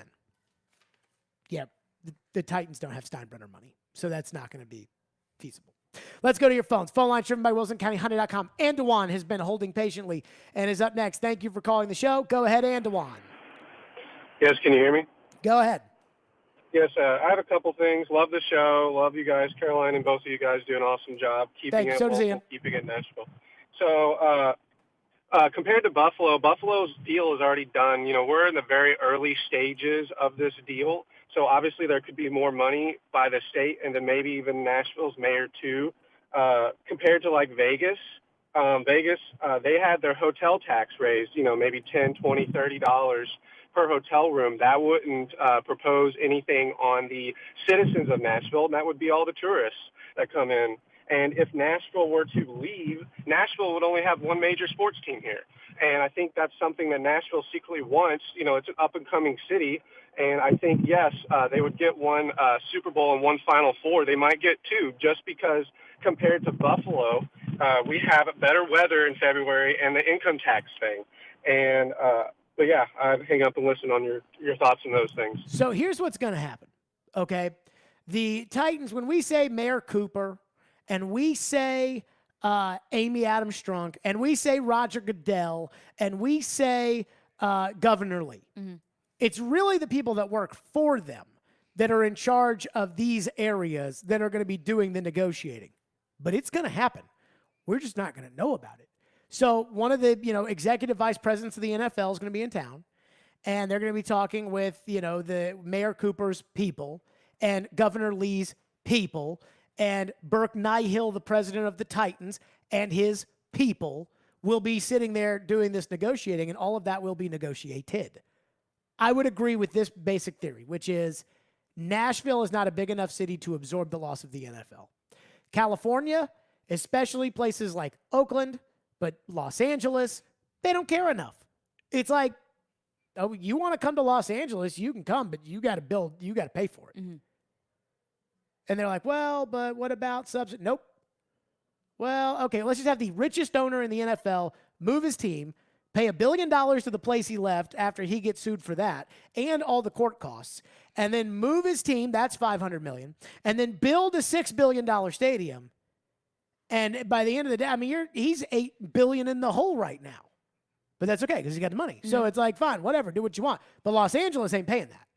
And that's the thing here, is that we can't do that. Because if we were to go to the NFL and say, NFL, we're Nashville, Tennessee, so you pay us all the money to build the stadium, they'd be like, all right, who wants a team? And that's exactly how we got our team. And then the one thing that Floyd did point out to me, and I think that the level of contention between Bud Adams and the city of Houston, although I wasn't there, so I wouldn't be like one to know for sure, but I think that the level of contention got so hot between the two sides that the people of Houston didn't want to, it wasn't that they didn't want to build a new stadium, it was that they didn't want to build Bud a new stadium. And I think that, ultimately it cost them more to end up building the stadium to bring in the Texans than it would have cost them to build a new stadium to keep the Oilers. And it's like, do you really want to pay that? And to the point about, setting up new taxes that the people of the city don't pay, well, that's all good. But that's where, you got to ask Butch Spearden, a serious question, which is, can you afford to do that? Because at the end of the day, like if people are going to not come to Nashville because in order to stay in a hotel, it's $80 cheaper or more expensive a night than it used to be, that's going to hurt your bottom line too. Bryce is up next. Thank you for calling. Go ahead, Bryce. Hey, guys. I think if Nashville doesn't build a new stadium, I mean, obviously whether it's a now or a later question. I mean, the now is the present. And like you said, Butch is a big person and a proponent, which helped us get the draft. And we saw what the draft did. We saw what he did and what happened when the Preds made the Cup run. I think Nashville is primed for a new stadium and to draw major sporting events. I mean, it's hard to take away, the SEC championship from Atlanta, but I mean, with a brand new stadium, I mean, there's a possibility you get a bigger bowl game. I mean, maybe you get a better draw for the Music City Bowl, Final Four, Super Bowl. I mean, I think there's a lot of stuff that goes into this, and I think they would be doing a disservice to the citizens of Nashville in terms of not building it and getting the deal done. Like I said, it's going to happen whether it's now or later. It's just a matter of what's going to happen to get to that point. But doesn't this feel like something, Bryce, and I appreciate your call, doesn't this feel like something that everybody who listens to a sports radio show probably thinks? Like the one thing that I want people to understand, I'll use cable news as an example. Like the people that watch MSNBC, like they all kind of think the same, right?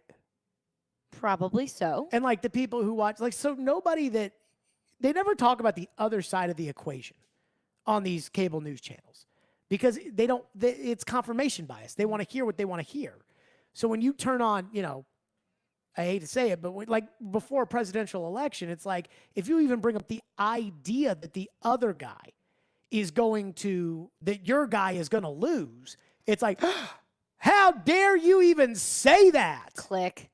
And like on sports radio, of course, everybody who listens to sports radio wants them to build a stadium. I want them to build a stadium. Well, we had a caller yesterday that said, I don't really care. I was surprised by that, honestly. But at the end of the day... But I think there's a big enough population out there that really doesn't care about the Titans or a new stadium and really doesn't want their tax dollars to go to that stadium. And like that's a legitimate argument. Right, that's my point. Like you have every right to think that. The one thing that they can't do is they can't make the assumptions that people want to make, which is, we'll get the Final Four, we'll get a college football playoff game, you can't make those assumptions because you don't know. You don't know, but it puts you in the running for What college football playoff game's Minneapolis getting? They're not getting one. Oh.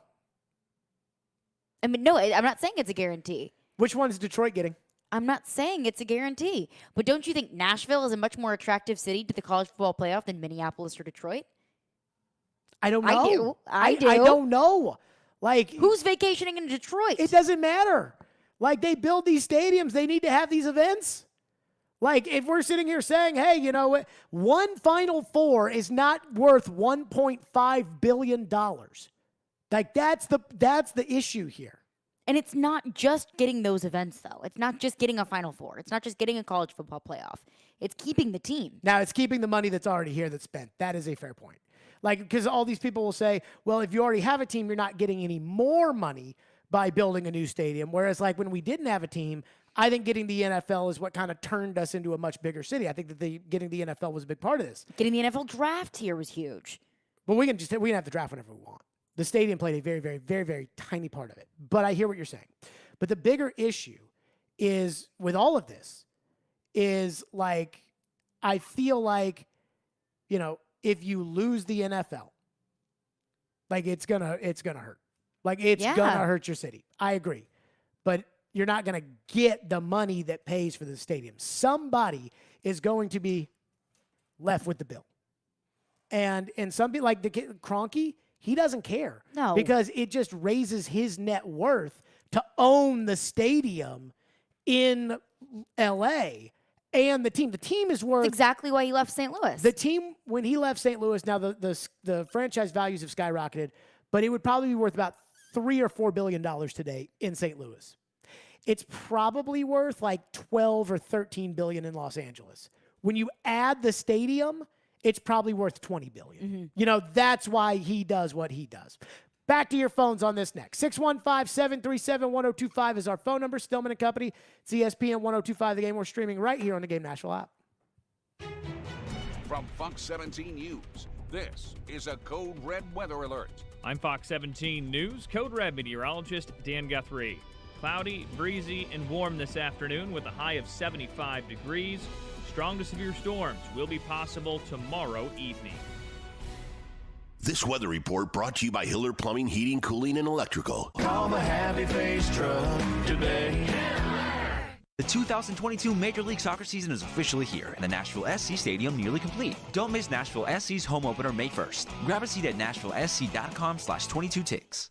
What if you could be debt-free in 3 weeks? Hey, Willie Donick here. My friends at Loan Pronto are helping people do it every day. It's Loan Pronto's debt consolidation home refi, wiping out tens of thousands in credit card debt. Listen, your home's value is way up. You can refinance now, take money out to pay off all your credit cards, eliminate PMI charges, pay off personal loans, or other high-interest debt. One local couple had over $50,000 in credit card debt. Loan Pronto did a debt consolidation refi. And even though their mortgage rate went up a tad, they cut their monthly payments by $900. Why pay 20% interest when you can consolidate it to one low payment with a mortgage APR in the threes? Homeowners who do it save an average of $800 a month. Do it now and even skip your next house payment altogether. That's what I call financial freedom. Call Loan Pronto now. 615-499-5780. That's 615-499-5780 or loanpronto.com. Equal housing lender, NMLS 166-1781. Subject to lender approval.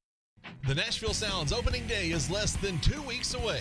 April 5th, get to First Horizon Park for a week of action against the Durham Bulls. From weekly giveaways to theme weekends and fireworks shows, there's something for everyone this season. Tickets at NashvilleSounds.com.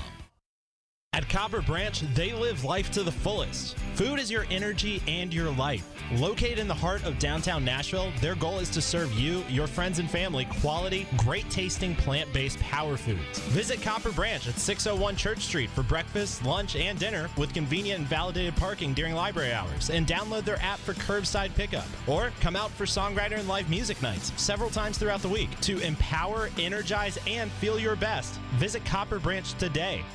As a parent, you know kids are amazing and expensive. But with Fabric, protecting your family with term life insurance is surprisingly affordable with a personalized policy for your family starting at less than $1 a day. It's quick, easy, all online, and you could be approved instantly. Plus, no risk, cancel anytime. Secure your family's financial future today at meetfabric.com/future. That's MEET fabric.com/future. Fabric Insurance Agency policies issued by Vantis Life, not available in New York and Montana. Prices subject to underwriting and health questions.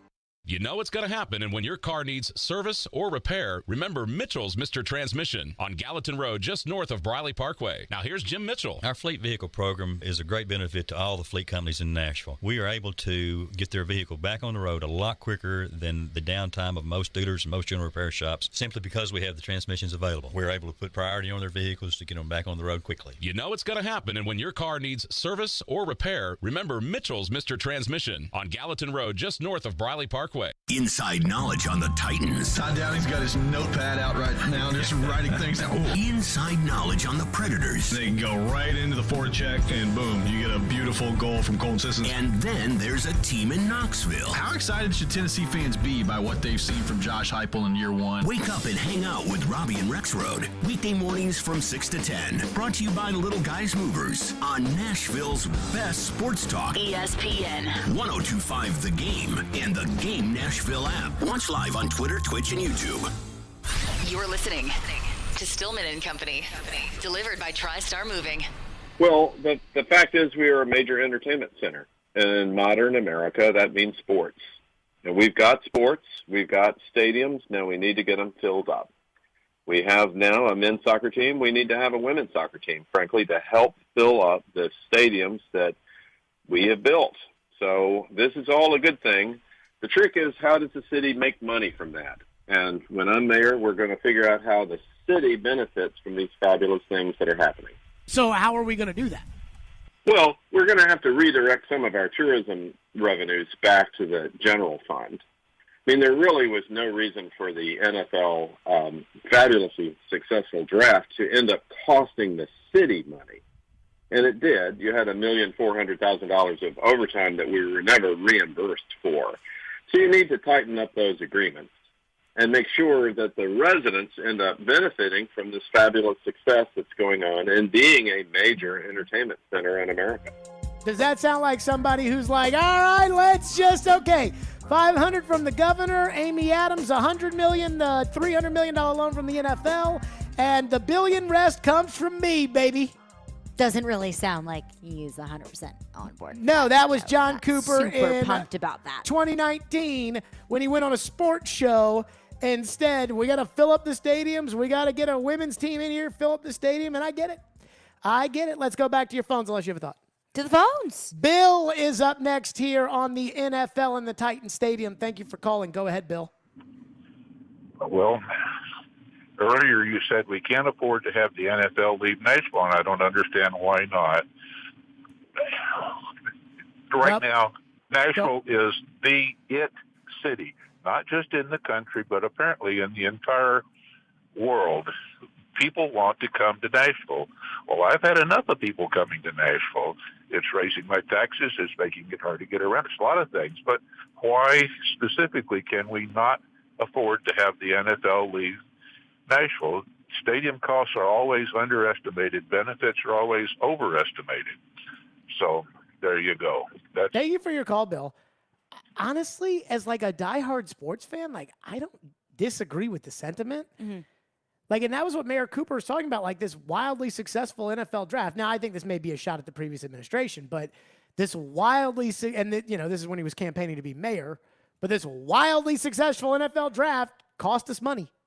And when you start talking about general funds and stuff like that, when I tell you all that, like, I have to do more research on this, that's what I'm talking about. Like, and I thought about this the other day, 95% of the sports media in town, and a lot of people, like, it's not even that big of a deal to, like, what they do. Like, and I'm not saying that TD doesn't care about the stadium, but that's not like an ESPN, that it's not. TD's job is not to go to, like, Metro Council meetings. You know what I mean? Right. Like, TD's job is to know, like, okay, who's going to play linebacker? And so there's not a ton of people in town that do this. And especially, like, in the sports media that do this. Like, I personally plan to become as educated as I can be on this. Like, and I made that commitment, honestly, yesterday. I was sitting there brushing my teeth being like, you know what? I've got to figure out that when somebody says something like, we can't afford to pay our firefighters, and somebody says, well, that's different money, the general fund and the city and the... Yeah, I need to know, like, and I don't know either. I need to know. Like, you know what I mean? Yeah. Like, I need to know who's BSing me and when who's it comes not. up with the Titans. I need to know what's fair and what's not. And so I will be doing, and it's not like, well, you read some internet articles and go from there. I mean, like, this is going to take a while before I will feel comfortable in, like, being fully, feeling comfortable to talk about this. But I do think that it's an interesting element that is, like, if Nashville's the it city and all it's doing is costing you more money, like, I get that. Because what it's doing is it's basically raising your worth, because if you own a home, then it is making that home so much more valuable. But a lot of people own, like, fair conditioned homes in really nice neighborhoods, and they bought them before Nashville exploded. And now they could sell their home that they bought for $200,000 25 years ago. They could sell that for like $1.3 million. The problem is if they sold it for $1.3 million, where the hell are they going to go live? Yeah. And that's how a lot of these people think. They're going to have to spend that $1.3 million on another house. Right. Or they're going to have to, like, move, like, out. Away from Nashville. Right. Yeah. And they don't want to do that. And I understand that. So how can you get the new, for me, I mean, obviously I'll have the benefits of it. It'll be a new stadium. I go to the games. I want the Super Bowl. I want the Final Four. There's going to be more sporting events here, yes. But ideally. But there's a lot of this. And the one thing that I will say is I understand the sentiment of, I liked Nashville, and I'm not saying that I feel this way, but there's a lot of people that like Nashville when they could kind of live. Like, when I used to call it, when I was in high school, the best kept secret in America. The weather's good. You can park places. It's easy to get around. The people are nice. There's fun things to do, and it's easy to get away from the noise. So, like, if you don't want to be around the noise of the partying, it's easy to get away. Las Vegas, it's easy to get away. New York City, it's not easy to get away. Gene is up next. Thank you for calling Stillman and Company. Go ahead, Gene. Hey, Jared. I think you're spot on trying to play it both sides. I think Caroline is not understanding that just because if you get a new stadium, that doesn't mean you're going to get all these new events. You may just get the run-of-the-mill concerts of Garth Brooks and things like that. Well, that's not a run-of-the-mill that's not a run-of-the-mill concert. And if you get a dome stadium, you are going to get the Super Bowl. But it doesn't mean you're going to get Final Fours either. It doesn't mean you're going to get national championship games. I think it would be great if you have local councilmen on to see what their feel is, just preliminary. But in terms of tax dollars, I don't want to see one tax dollar go to the Titans. Can I tell you something? So this is crazy that you're saying, and I understand the idea about not wanting a tax dollar to go to the Titans. I hate to break you the bad news, but that's not how this works. I understand, but as a taxpayer with, roads in bad condition, homelessness, you see homelessness every day. If my representative does that, I'm going to start a huge writing campaign. I know other people want the Titans here, but other people's needs are more important than football. But like, is losing the Titans, and I understand, thank you for calling, Gene, is that going to end homelessness in Nashville? No. So, it takes jobs away from people without having the Titans in Nashville. This is where I need to know more, right? Like, how does a new facility where the tax increases go to, like, I'm telling you that when it comes to figuring this stuff out, like, I may have to take, like, days off of work to get this stuff figured out. And I'm not kidding, because I don't have the knowledge base to be able to sit there and say, oh, well, this will work. But, if I want to talk to the people that do know, it's going to take time to figure all this out. I understand the idea about, look, we need money for schools, and we need money for firefighters, and we need money for police, and we need money for this. I do think this, and this is an assumption. If we built a new stadium for the Titans with a dome, like Governor Lee wants, we would get the Super Bowl probably once. Really, you'd have to be lucky to get it twice. Though I would want that to be part of the negotiation that we're going to get it twice. We're probably going to get a Final Four. We're probably going to get a college championship game. I would have to assume. And we probably would get pretty good concerts. And then the question is, would CMA want to chip in on any of this? Because that has been brought to my attention before. Give me the overall summary of the text line. I think the text line is about 50-50 split on, let's have hope. They're going to get it done. Well, they're going to get it done. And then the other half is like, I really don't care. Like, I really don't care either way. I think there is a big part of that. Yeah. But they're going to get it done. And when it becomes contentious publicly, like I was reading in the New York Times about the Bills Stadium, that the Pagulas never threatened to leave Buffalo. It was always on the table, but they never brought it up. It's like the nuclear option. Mm-hmm. Like you never, like you know that you can do it, but you really don't want to do it. And Amy knows better because of what happened with her father in Houston when things get very contentious. But I do think that there's a possibility that once it starts getting there, it could get pretty ugly because of who I know that's all involved in this. Coming up next, it's not the Titans' fault. It's not the good team's fault, but it is changing the NFL. We'll get to that next. Stillman and Company. It's ESPN 102.5 The Game. The voice of reason. If I'm the official, I would send both teams to the locker room and say, this is going to stop. The voice of the fan. Our entire team's a mash unit right now. The voice of Nashville sports is your home of Nashville's best sports talk. ESPN 102.5 The Game and the Game Nashville app. ElectronicExpress.com. We make it happen. Hey, it's me, Chase McCabe, and listen, you know that I love BetMGM. I use it all the time, and I talk about it all the time. They are the king of sportsbooks, and they unleash the spirit of Las Vegas with BetMGM rewards. Every time you make a wager at BetMGM, you can earn BetMGM rewards points that you can redeem for online bonus credits like free bets and risk-free tokens. If you're planning a trip to Vegas, like I am, you can also convert your BetMGM points into MGM rewards points that you can use towards dining, shows, and hotel rooms at over 20 MGM Resorts properties located on the Las Vegas Strip and nationwide. BetMGM Rewards is sports betting's premier loyalty program featuring exclusive offers, incredible experiences, and valuable perks when you wager on the BetMGM app. Sign up with BetMGM or log on today and get an even bigger piece of the action with BetMGM Rewards. Visit BetMGM.com for terms and conditions. 21 years of age or older to wager. Tennessee only. For problem gambling support, call the Tennessee Red Line at 800-889-9789.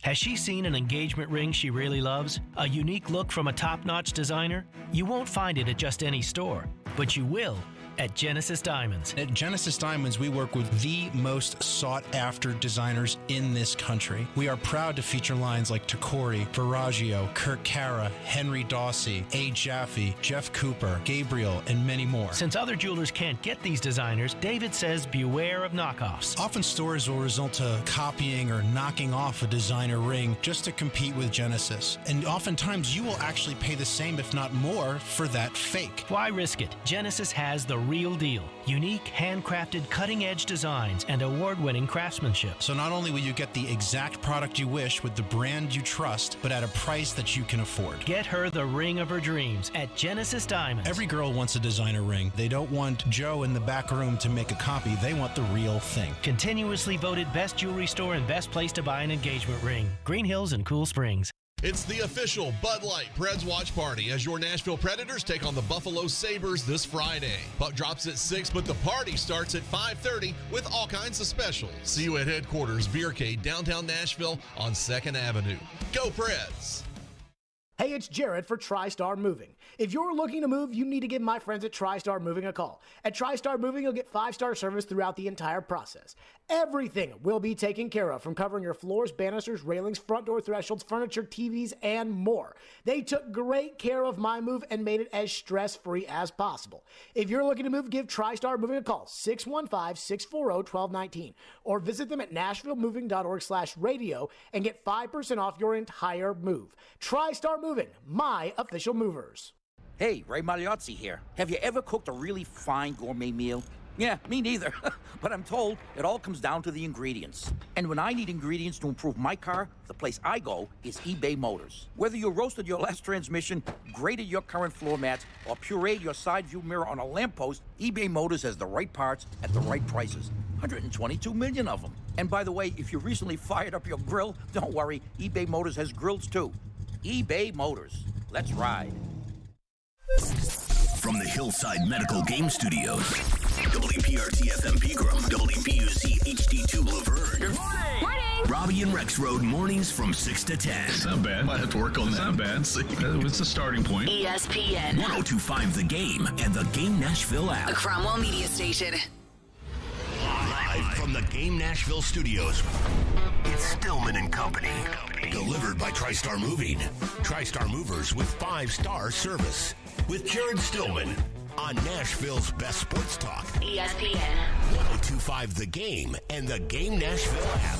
Stillman and Company is delivered by TriStar Moving, ESPN 102.5 The Game, streaming live on Twitter, Twitch, YouTube, and Facebook Live. Thanks to the law offices of Amanda Gentry, live from the Hillside Medical Game Studios at Bridgestone Arena. The Nashville Predators tonight against the Ottawa Senators. Big game because they need the 2 points. They need to blow them out. They need to get back on track. They need to get back to the way they were. And the Predators are a classic example of a well-run organization. You know that some of the hockey things they do drive me crazy. Yeah. But I lived it when they were a poorly run team at the top when it came to ownership. And I lived it when we didn't know. They had a really good team, I think, in 2005, and then they had to blow it up because the owner didn't want to pay for it, and they got a new owner, and then he didn't have the money to buy the team. They said he had the money, then we needed to jail, and it was like, oh, my God, we're going to lose our team. And then all of a sudden, a bunch of local investors that know what they're doing bought the team, and all of a sudden, everything went to normal, and they make the playoffs. And they had a cup run and some good seasons, and they're trying to get back there, but they have a solid organization. And that's why, because there's the difference between the smart teams and the dumb teams. And the NFL is a very classic example of this. Everybody is supposed to be even in the NFL. So even though I might be better than you, I might have a better team than you today, you're going to get better draft picks than me. I'm going to have to play a harder schedule. The Titans have to go to Green Bay. Meanwhile, Indianapolis has to go to Minnesota. And I believe the Jags get to go to Chicago. It's very different. It's made for teams to quickly draft Joe Burrow and Jamar Chase and get themselves right up to the top. That is how the league is built. And yet it just seems like there's always the same dumb teams every year. And the only way that you can be a dumb team with a dumb owner and work your way out of it is by drafting the Peyton Manning, Joe Burrow quarterback. And even sometimes if you do that, it doesn't get you out of the hole because you're so poorly run that it doesn't matter. But it feels like there's the smart teams in the NFL. The Steelers, the 49ers, the Patriots, the Ravens. Like they're always in contention one way or another. They may not be competing for the Super Bowl every year, but when's the last time the Ravens were just god-awful and embarrassing? I can't even remember the last time the Ravens had a top 10 pick. So that's a well-run organization. Then there's the dumb teams. The Browns, the Jets, the Jags, the Raiders, Washington, the Dolphins, the teams that trade for Carson Wentz, the dumb teams.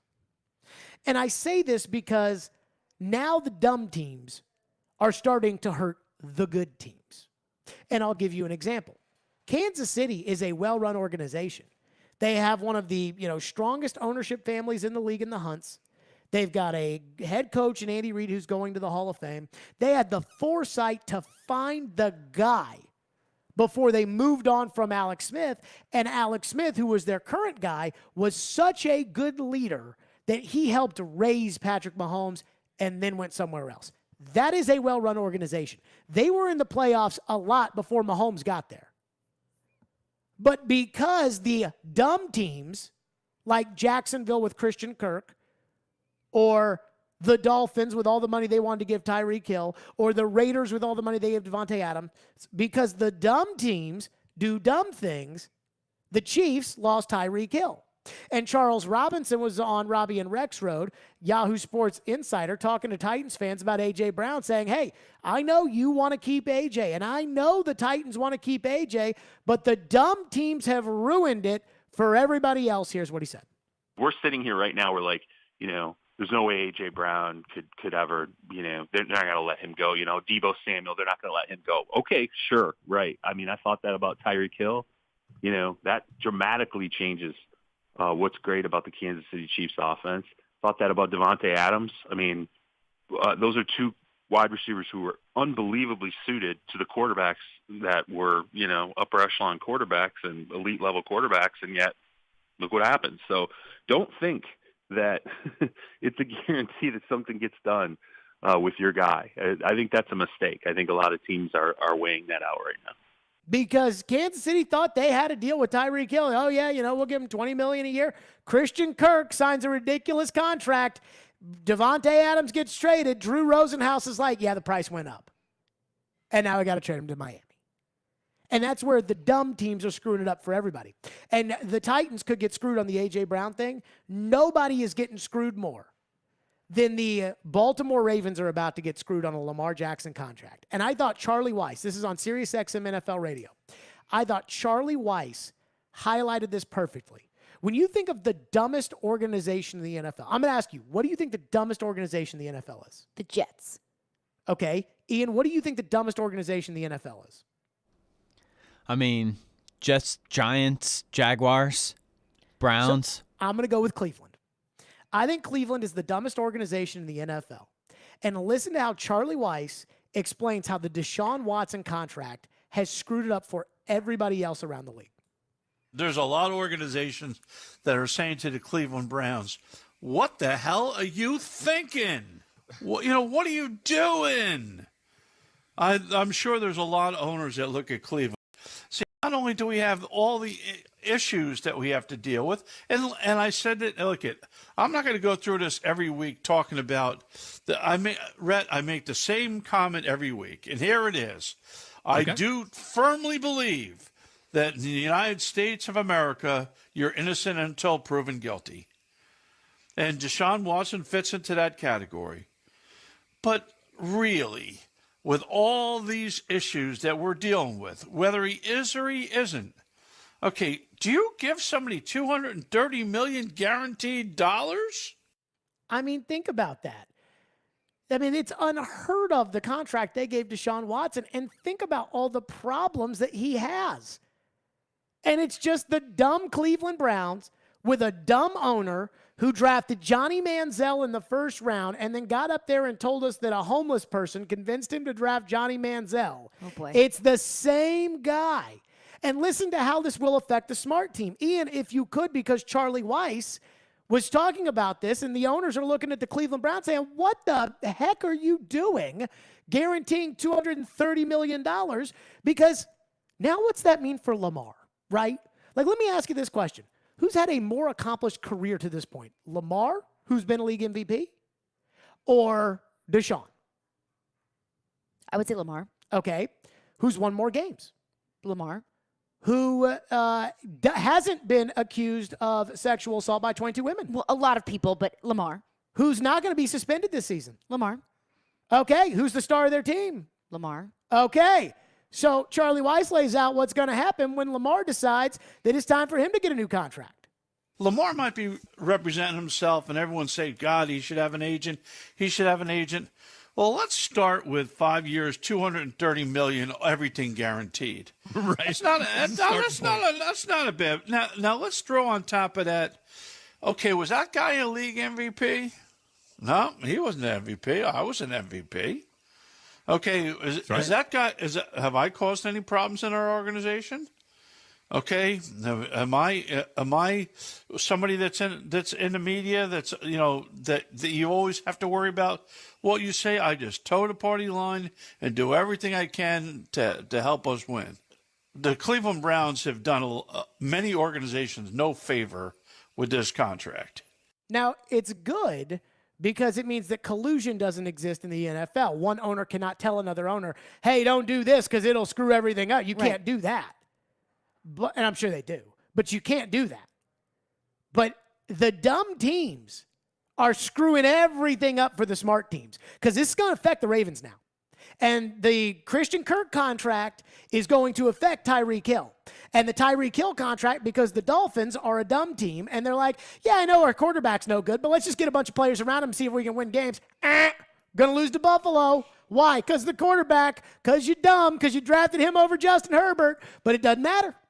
It doesn't matter because now it's going to affect your deal with A.J. Brown. And that's exactly what the point that I made yesterday is why the Titans are kissing the ground that A.J. Brown walks on is because they look at that wide receiver market. They look at Christian Kirk, who is not as accomplished as A.J. Brown, who is not so far in his career as good of a wide receiver as A.J. Brown. $18 million a year for Christian Kirk. $18 million a year from a dumb organization of the Jacksonville Jaguars. Dumb team. And that's exactly what the Titans looked at and got nervous about A.J. Brown was, we don't have that kind of money to pay A.J. Brown. What if Lamar Jackson says to the Cleveland Browns or says to the Ravens, I want the Deshaun deal.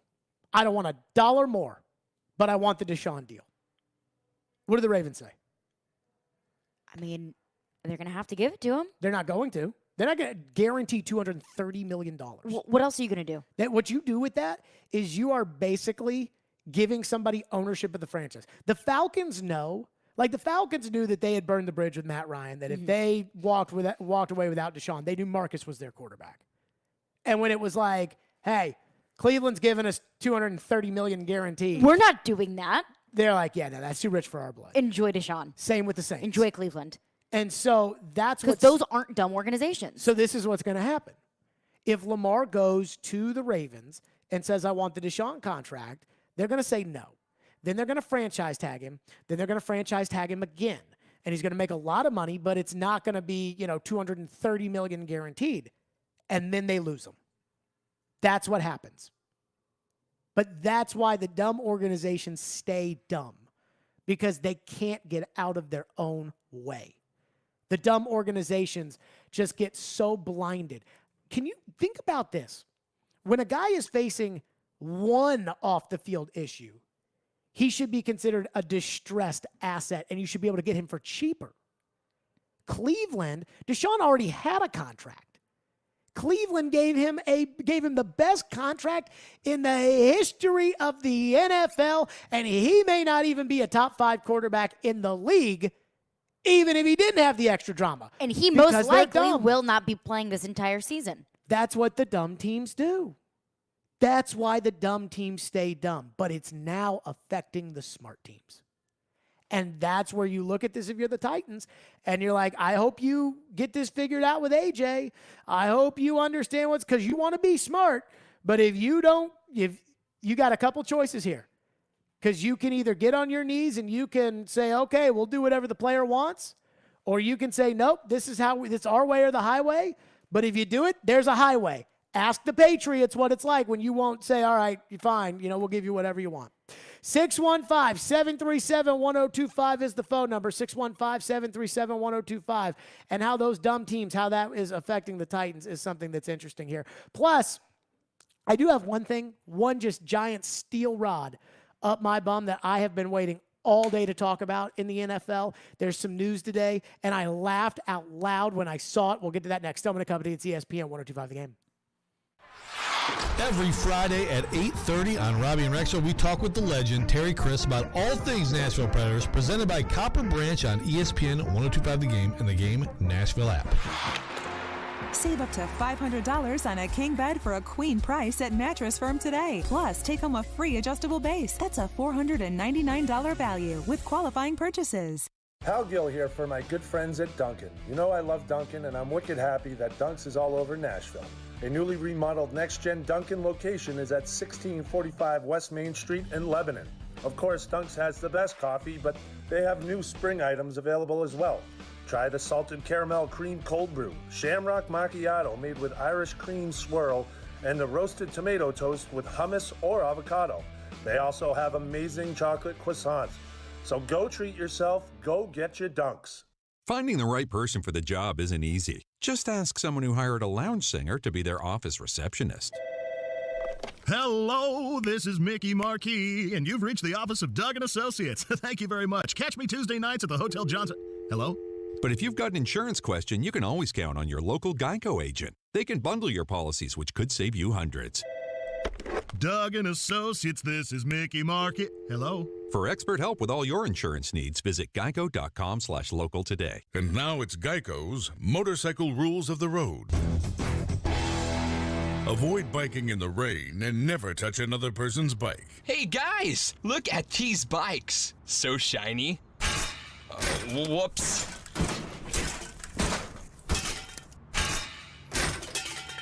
I'm gonna leave a note.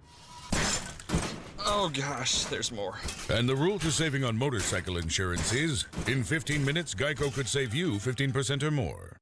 Bank of England Mortgage has been helping Americans live the dream of home ownership for over 100 years, since their humble beginnings in England, Arkansas. They've gone from a community bank to a nationwide mortgage lender. BOE delivers innovative mortgage products with superior customer service and the most knowledgeable loan officers in Nashville. Find your nearest location in Middle Tennessee at BOE1214.com or call 615-823-1215. Bank of England Mortgage is a division of Bank of England Mortgage. Equal housing lender, member FDIC, NMLS 418-481.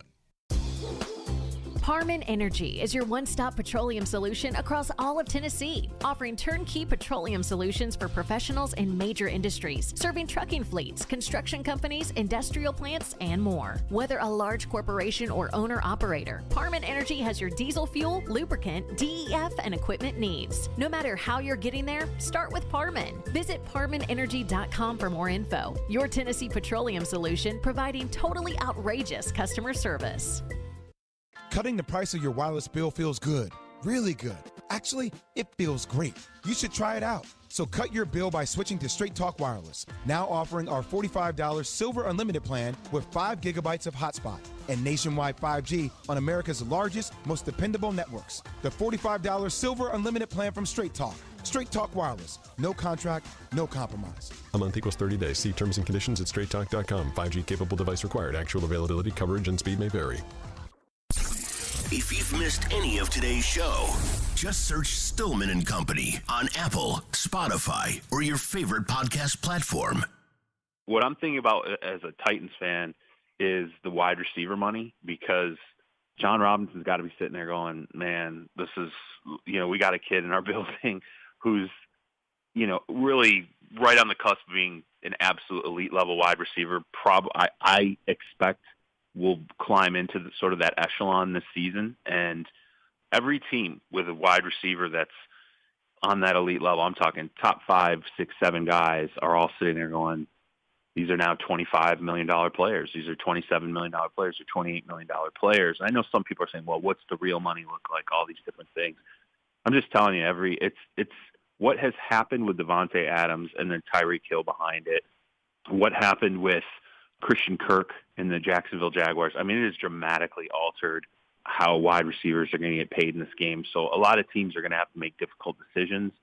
And I think if you're the Titans and you're John Robinson, you're like, we got to get ahead of this as quickly as we can, or maybe it's already too late. There you go. That was Charles Robinson, Yahoo Sports NFL insider on Robbie and Retro. He goes on every Tuesday morning at 9 o'clock. And he's basically telling you right there, yep, the dumb teams have pushed the market for A.J. Brown up by about $5 million a season.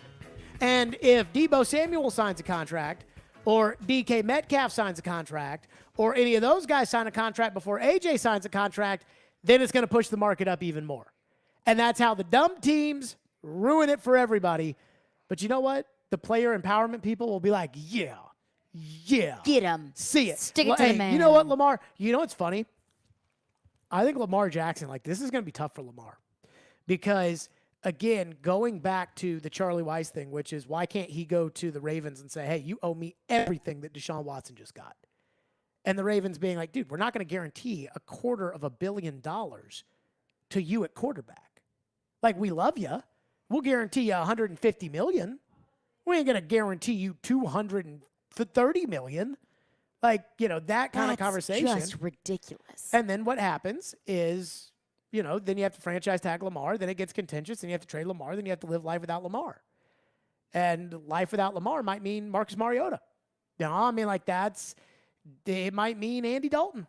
That's what life without Lamar might mean for the Ravens. So it's certainly not something I'd want to do, but that's the predicament they're in now because the dumb teams are ruining it for everybody. So I got to get this off my chest. Ian, do we have that Kyle Shanahan sound? We do. Okay. So I've always told people this. I was watching women's basketball last night, and they had 2 people on their studio team breaking down the game at halftime whose opinions I care nothing for. Monica McNutt was up there. She played at Georgetown when I worked at Louisville. And Georgetown was always one of the dumber teams that we would play. And so, which is interesting because it's Georgetown. Yeah.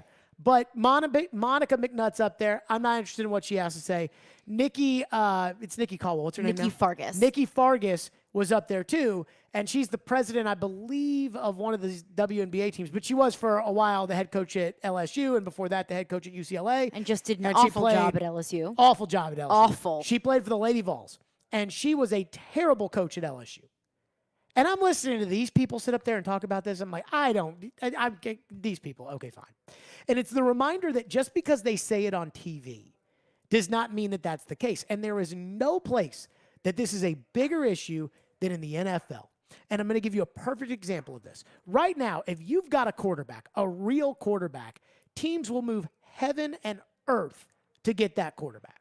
The Indianapolis Colts only gave up a 3rd-round pick for Matt Ryan.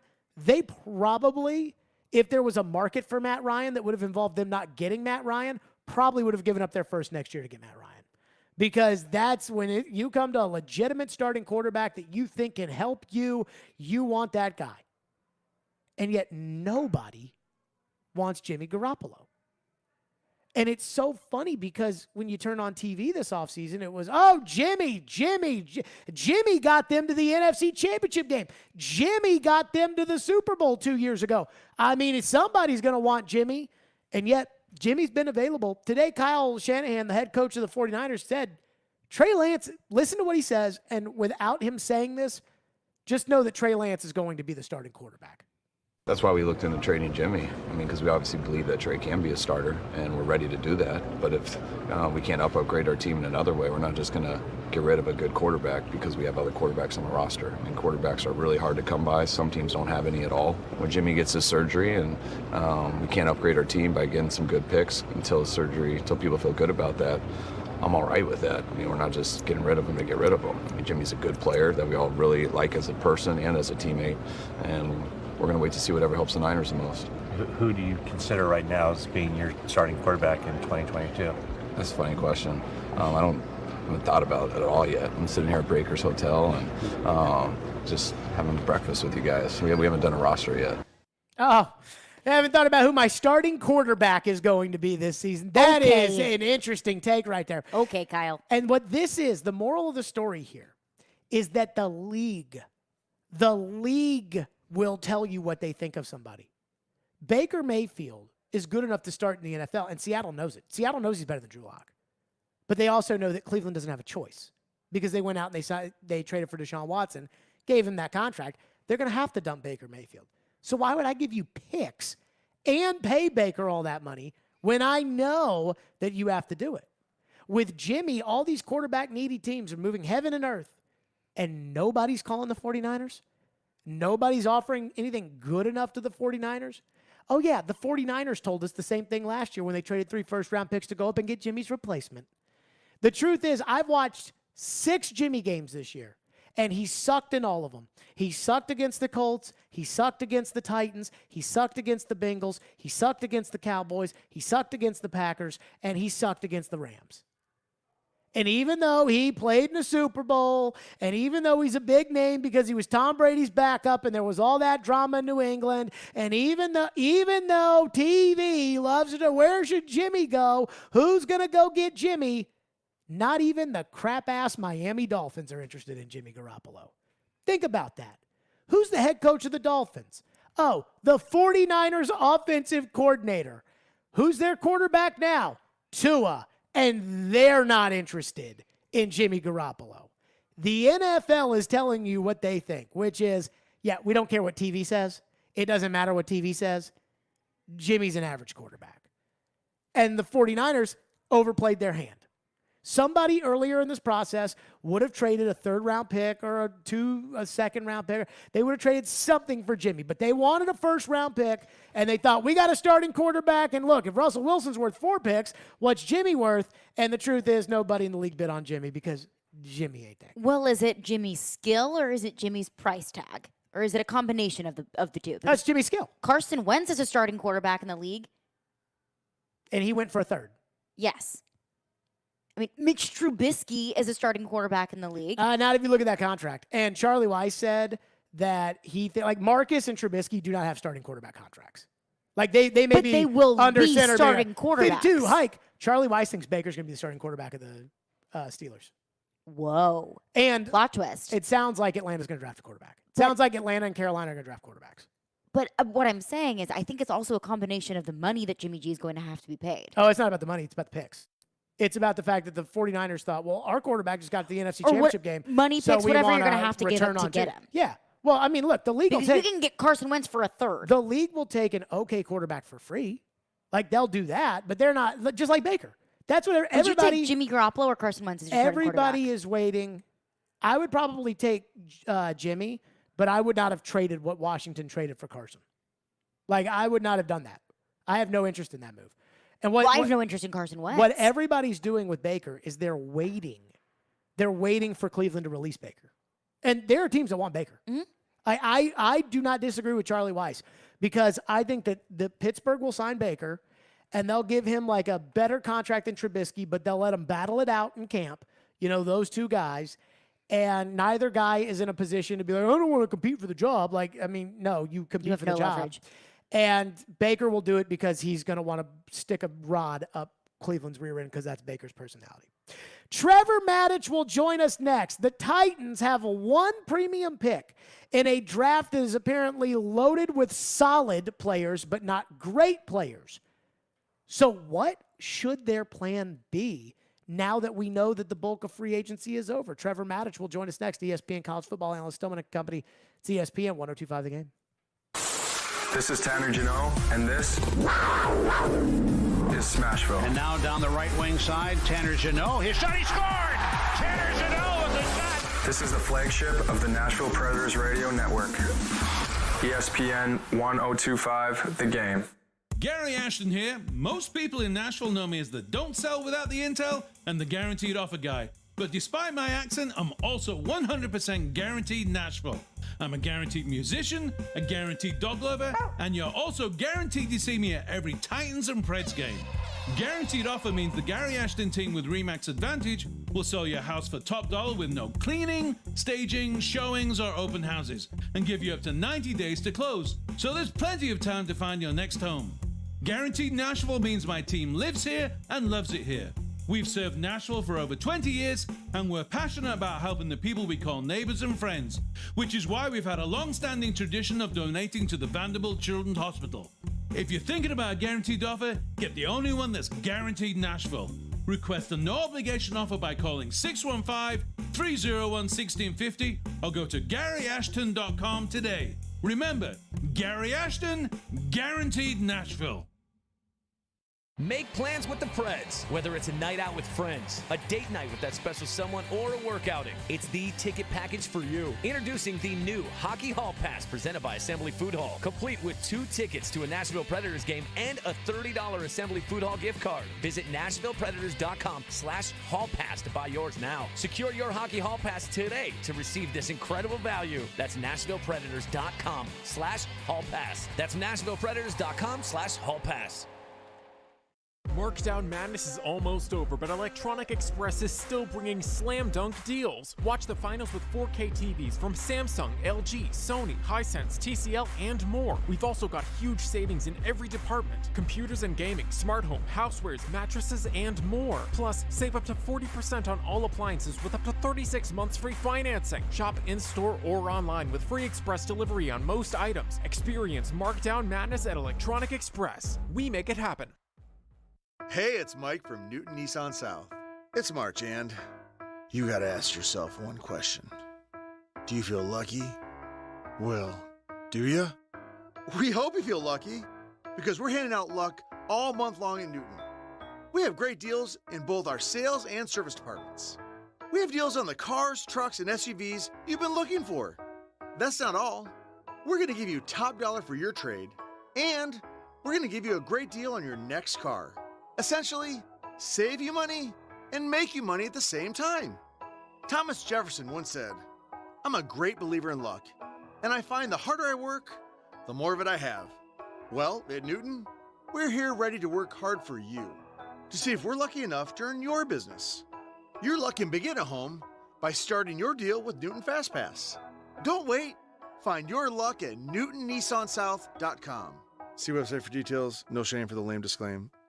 Come float at Float Horizon in East Nashville. Come float to relax, recharge, renew. Float to boost your mood and enjoy a pleasant afterglow that lasts for days. Float to escape or meditate. And come float for half off with Nashville's best deal of the week. Experience a 60-minute float session for just $39.50. Go to thegamenashville.com/deals to get your float on today. Lay back and experience the wonders of true relaxation at Float Horizon at 1012 Russell Street in Nashville and floathorizon.com.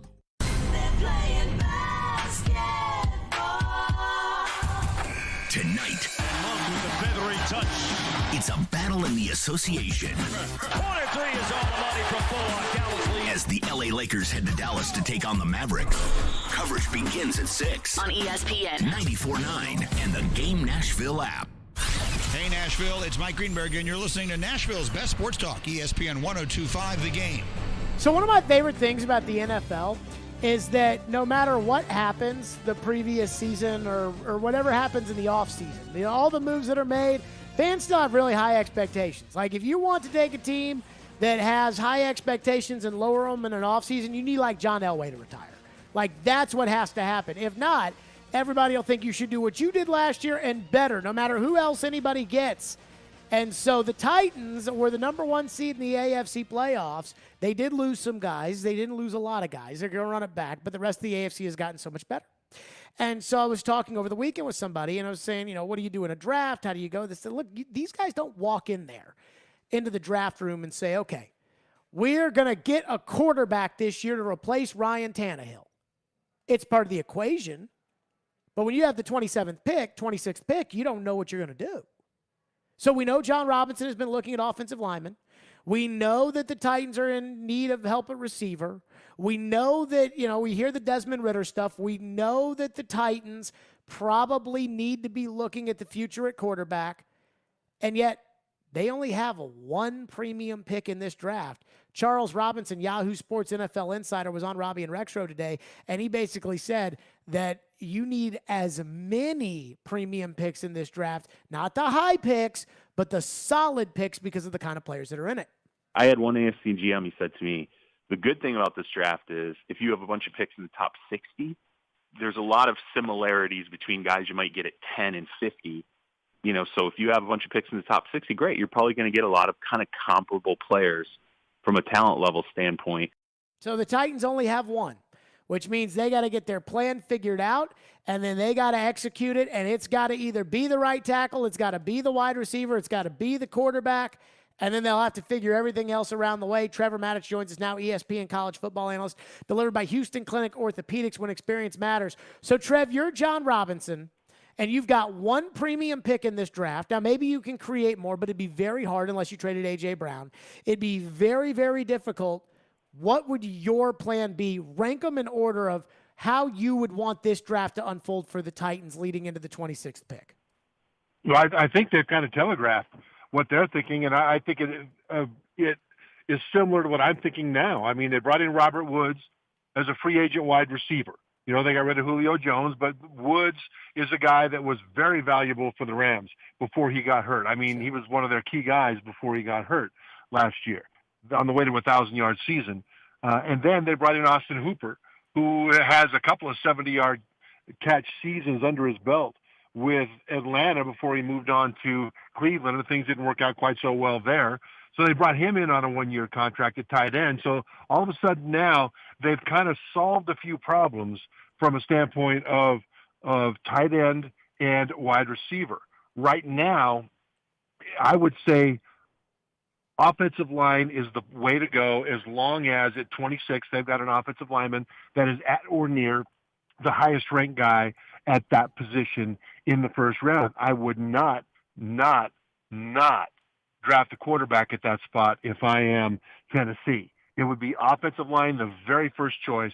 Second choice would be wide receiver. Quarterback, I would wait if I'm going to take one in this draft until the third round, or maybe move up into the second. Why do you say that? Because a lot of people are starting to come around on Desmond Ridder. Charles Robinson said he's talked to teams that really, really like him. There's kind of a sentiment out there that maybe the league likes him more than the draft people like him. Why do you feel that way about offensive line as compared to quarterback? Because I think that with Tannehill and with Derrick Henry, this team is in a position to win now or retool. And you bring in a quarterback, he may do a Joe Burrow in his first couple of years, just light things up. He may be fantastic, or most likely that quarterback will take a few years. By then, you have to expect Derrick Henry will start to slow down. That changes the personality of this team. And so I think you need to maximize what you have on the roster right now, which is one of the reasons I don't like quarterback with the 26th pick. Also, I like Desmond Ridder too, but he has a bunch of question marks about him. I don't expect him to come in his rookie year and light the NFL on fire. I really don't. I think he's a bit of a work in progress, even though he's played a lot of football at Cincinnati. And so I think he's the kind of a guy that if you're going to take a risk on, you need to see him as a developmental player. Whereas if they take an offensive lineman, which they kind of need right now from a standpoint of starting at right tackle, but also depth to push guys, I think that will make this team better immediately. And a wide receiver that will fall to them, and there will be some good wide receivers that they will have the choice of at the 26th pick, also can make this team better right now in the window of Tannehill and Henry. If they take a quarterback, they've got to develop the guy, and you don't add a piece for Tannehill to throw to or who can block for Henry. And so that's why I think right now the order should be the highest ranked of wide receiver or offensive lineman at 26 available, and quarterback way down my list of priorities. Trevor Maddich is our guest, ESPN college football analyst. So one thing that kind of weirds me out about the position the Titans are, and we've talked about A.J. Brown. The Titans have come out and said, we want to sign A.J. Brown. We don't want to trade A.J. Brown. But the Chiefs wanted to sign Tyreek Hill, and the money has just escalated for wide receivers that is out of control, and teams are willing to pay it. You know, Tyreek Hill went for a first, a second, 2 fourths, and a sixth. A.J. Brown would have an extra year of control and no trade clause, which Hill had and vetoed a trade to the Jets. So the Titans could really get people bidding against each other for A.J. Brown. Would you take all the picks in this year's wide receivers draft to find the next A.J. and then be able to fill up some other holes, or would you extend A.J. Brown if you were the Titans, given what you know about the receiver class this year? Jared, if I'm the Titans, I extend A.J. Brown. And if I'm A.J. Brown, I'm wanting to extend with the Titans. I mean, it's really tempting to look at the money that Tyreek Hill got, for example. I think it's a 5-year deal, $120 million, $71 million guaranteed, and all those draft picks that you mentioned. Now he's with the Miami Dolphins, right? Devontae Adams traded from Green Bay to the Raiders He's making an average of about $28 million a year now in a new contract with the Raiders. So, I mean, this is massive money, but I just don't see it happening for A.J. Brown that way. I really don't. As a matter of fact, I think the Raiders and the Dolphins probably overpaid for those players. And I think that the Packers and I think that the Chiefs in the medium term are going to be better off. Certainly the Chiefs especially, but the Packers too, are going to be less dynamic and explosive at wide receiver in 2022.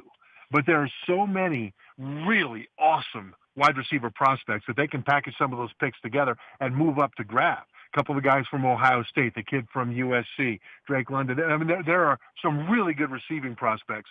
And a whole bunch of receivers ran the 40 in 4.3 in that range at the combine, which means that farther down the draft, you'll be able to grab a guy that can at least take the top off of defense and make safeties stay deep. Because of all that, you've got to ask yourself if you want to spend that much money on a wide receiver. And I think for the Titans, you really don't, because if A.J. Brown wants to leave, they'll be able to get a guy that'll come in and, they can develop. But if I'm A.J. Brown, I'm the number one receiver on this team, right? And I'm wanting to stay where I am with things going as well as they are. So I don't think that the Titans should be thinking about offloading A.J. Brown. I don't think they'll get anywhere near the compensation that the Dolphins gave up for Tyreek Hill. And I don't think that A.J. Brown's, market price is going to be anywhere near Davante Adams or Tyreek Hill. I just don't think it's going to be close. And so while the temptation is to say, yeah, look at this, we can get all this stuff for A.J. Brown, with the depth of wide receiver in this draft and with teams kind of freaked out by the salary cap implications of, for example, Christian Kirk signed as a free agent as a wide receiver with Jacksonville just a few weeks ago. It's a 4-year, $84 million contract, and Kirk is a nice player, and so to pay that much for a nice player, I just don't know that A.J. Brown, if he hit the market, would get what he thinks he ought to get, and I don't think the teams would give up for him what some of the fans of the Titans would want to get. Oh, I think he would get whatever he wants on the market, and I'm not this diehard I'm not somebody who thinks that my team's guys are always the best. I just think that the market's insane. AJ is a better player than Christian Kirk, and that is what I think is making everybody nervous. Is what I call what the dumb teams are doing. The Cleveland Browns contract for Deshaun Watson I thought was dumb, but that's going to have ripple effects across the league. I just look at it like this.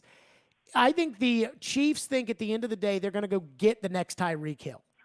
With all these picks they got from Miami, they're going to get the next Tyreek Hill. I think the Titans are afraid that if they were to get a bunch of picks for AJ, they wouldn't be able to find the next AJ Brown. I think they would. Because if they got him before this draft, and we're able to package and move up a little bit, the next A.J. Brown is there. But the thing about A.J. Brown is A.J. Brown is the next A.J. Brown. But he's already seasoned and ready to go. The reason that the Chiefs traded away Tyreek Hill is that they knew with his contract, coming up to expire to be renegotiated, they were not going to be able to keep him. He was going to be too expensive. Mm-hmm. So they could have forced him to play out the contract and then franchised him, right, and then lost him, right, which in the short term probably was a better thing to do. They'd be a better 2022 team with Tyreek Hill. Much better. And 2023 probably, if they put a franchise on him. But at the same time, doing this is doing the right thing by the player, which, by the way, has an effect on free agents wanting to come to your team, that you don't, put a thumb on players and when they want to leave. Free agents take note of things like that. And so they knew they were going to lose him at some point, and they thought, okay, well, we'll just get rid of him. Same way with Davante Adams of the Packers. They knew they weren't going to be able to pay him, so they went ahead and let him go. They traded him out. And those things are things that they're deciding, in the calculus of what they need to do. And I think in those cases, those are the right decisions to make. Unless you think you're going to win it all right now and you're willing to mortgage the future for right now, then you really need to be thinking about the future in that. And remember, New England was famous for trading away star players, Pro Bowl players, a year or two too early and getting good compensation for them, rather than not trading him away until they started to materially and visibly decline and not get quite as much. And they were able to keep their dynasty going because of that. And I think Green Bay and Kansas City looked at that and thought, something that there's a time and a place to do that. Trevor Maddich is with us, presented by Houston Clinic Orthopedics, when experience matters. Coming up next, a rival of the Titans has their eyes set on the Titans, but they're going to need to rebuild in the draft. They'll explain what that means next with Trevor. We'll get his thoughts on it. Stillman and Company, it's ESPN 102.5 The Game. From Fox 17 News, this is a Code Red weather alert. Severe storms look likely for Wednesday afternoon and into the evening, mainly after 4 p.m. All modes of severe weather appear possible, especially damaging straight-line winds. For Fox 17, I'm Chief Meteorologist Katie Morgan. This weather report brought to you by Hiller Plumbing, Heating, Cooling, and Electrical. Call the Happy Face Truck today. The 2022 Major League Soccer season is officially here, and the Nashville SC Stadium nearly complete. Don't miss Nashville SC's home opener May 1st. Grab a seat at nashvillesc.com/22ticks. When you cut lawns for a living, reliability matters. The Kubota commercial lineup, with purpose-built mowers like the Z700 zero-turn, SZ stand-on, and W-Series walk-behind, decrease downtime and increase productivity. A comprehensive fleet program with special discounts and free loaners helps grow your business one perfectly manicured lawn at a time. Visit your local Kubota dealer today. Come see why Coleman Tractor Company is one of the largest Kubota dealers in Middle Tennessee, Paris, Clarksville, Nashville, and their new location in White House. Hey, Darren McFarland here. I want to tell you about this new social sports betting app I've been loving called Wager, W-A-G-R. Rather than betting against the house, Wager lets you bet with other people in Tennessee. It can be your friends, coworkers, or even me. As a special promo for ESPN 102.5 The Game listeners, if you're over 21, go to wager.me/DMAC, and you'll get free wagers that you can use to challenge me. That's WAGR.me/DMAC. Join me and challenge your community, not the house. Please play responsibly. Call 1-800-889-9789 for help. Nashville Sounds Baseball is back April 5th, and if you haven't been to Third and Home on game day, you're missing out. Third and Home is the newest sports bar in Germantown that overlooks the Nashville Sounds ballpark. From the bar's spacious beer patio, you can see the whole Sounds game as if you were sitting in the seats with a ticket. No wonder it's known as Germantown's bar with a ballpark. Head to 3rd Avenue North and check it out for lunch, a night of brews, or to catch a game. Third and Home is open Tuesday through Sunday. For more, visit thirdandhome.com. Cutting the price of your wireless bill feels good, really good. Actually, it feels great. You should try it out. So cut your bill by switching to Straight Talk Wireless, now offering our $45 Silver Unlimited plan with 5 gigabytes of hotspot and nationwide 5G on America's largest, most dependable networks. The $45 Silver Unlimited plan from Straight Talk. Straight Talk Wireless. No contract, no compromise. A month equals 30 days. See terms and conditions at straighttalk.com. 5G capable device required. Actual availability, coverage, and speed may vary. Thinking about making a change? You've put in the years and had success, but ready for something more? Well, good news. Little Guys Movers is looking for folks just like you to own and operate their very own Little Guys Movers franchise. From Broadway to Brentwood to Mount Juliet, if you can hear my voice, there's an affordable, profitable Little Guys franchise opportunity nearby. Use your existing 401k to invest in yourself. Financing options are available. Join a team with 30 plus years of growth and good times. Learn more at littleguysfranchise.com and then make that call. Meshing journalism. They are 2 scores behind you. The math says that increases your chances of winning. With sports fandom. I stayed up till 1:30 in the morning, just emotionally numb from Titans and Packers. And sarcasm. You guys are the worst. Robbie Stanley and Joe Rexrode are Robbie and Rexrode. No duh. Weekday mornings from 6 to 10. Brought to you by Little Guys Movers on Nashville's best sports talk. ESPN 102.5 The Game and the Game Nashville app. Watch live on Twitter, Twitch, and YouTube. This is Stillman and Company, delivered by Tristar Moving. So the NFL owners' meetings are wrapping up. They have changed some rules, which we will get to. But today the owners talked a little bit. Jim Irsay of the Colts. And I saw Emily Proud tweet this out, so shout out to Emily. But I saw her tweet this out. Apparently Joel A. Erickson, I guess he covers the Colts, said he had a long talk with Jim Irsay. And here were the things Jim Irsay noted. Number 1, he believes the quarterback swings a team 30 to 35%. Probably fair a little bit. Mm-hmm. Second thing, badly wants to catch, pass, and dominate Tennessee. He held a meeting after the first loss with all the coaches and scouts to drive home the point. So he really wants to beat the Titans, which makes sense. But you look at their roster, okay, they upgraded at quarterback maybe with Matt Ryan. Wentz had better stats than Ryan, but I think Ryan's a better player. So they upgrade at quarterback. They got a good running back, but they don't have a left tackle. They don't have a second wide receiver to go with Michael Pittman. They got holes on defense, and they don't have a first-round pick. They, the Colts, the Packers, who lost Devontae Adams and Marquez Valdez-Scantling, and the Chiefs, who lost Tyreek Hill and Byron Pringle, are all convinced that they can replace through the draft. Trevor Maddich joins us now, ESPN college football analyst, presented by Houston Clinic Orthopedics, when experience matters. Are the wide receivers in this draft so good, Trevor, that Green Bay will replace Adams, that Kansas City will replace Hill, and that Indianapolis will replace T.Y. Hilton and get some help from Michael Pittman Jr.? Or are these teams overestimating what the receivers in this draft will be able to do right away?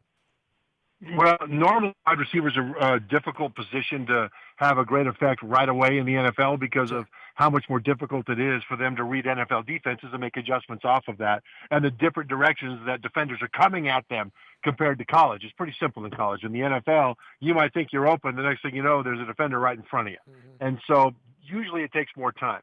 The last few years, I think with the simplification of offenses in favor of college quarterbacks coming up, so that the quarterbacks could perform better early, it's helped the receivers as well. And so you see Jamar Chase coming out of LSU to the Bengals have a phenomenal rookie year. Then Justin Jefferson as well with Minnesota, another guy that started off really fast. And so I think teams are kind of hoping that they'll get that, and I think the trend will be that way. And the thing is, these guys are still inexperienced, but the overall value of a player isn't just what he can do, it's also what he costs and what that opportunity cost at other positions might be. And so, I think that this receiver class is just incredibly deep.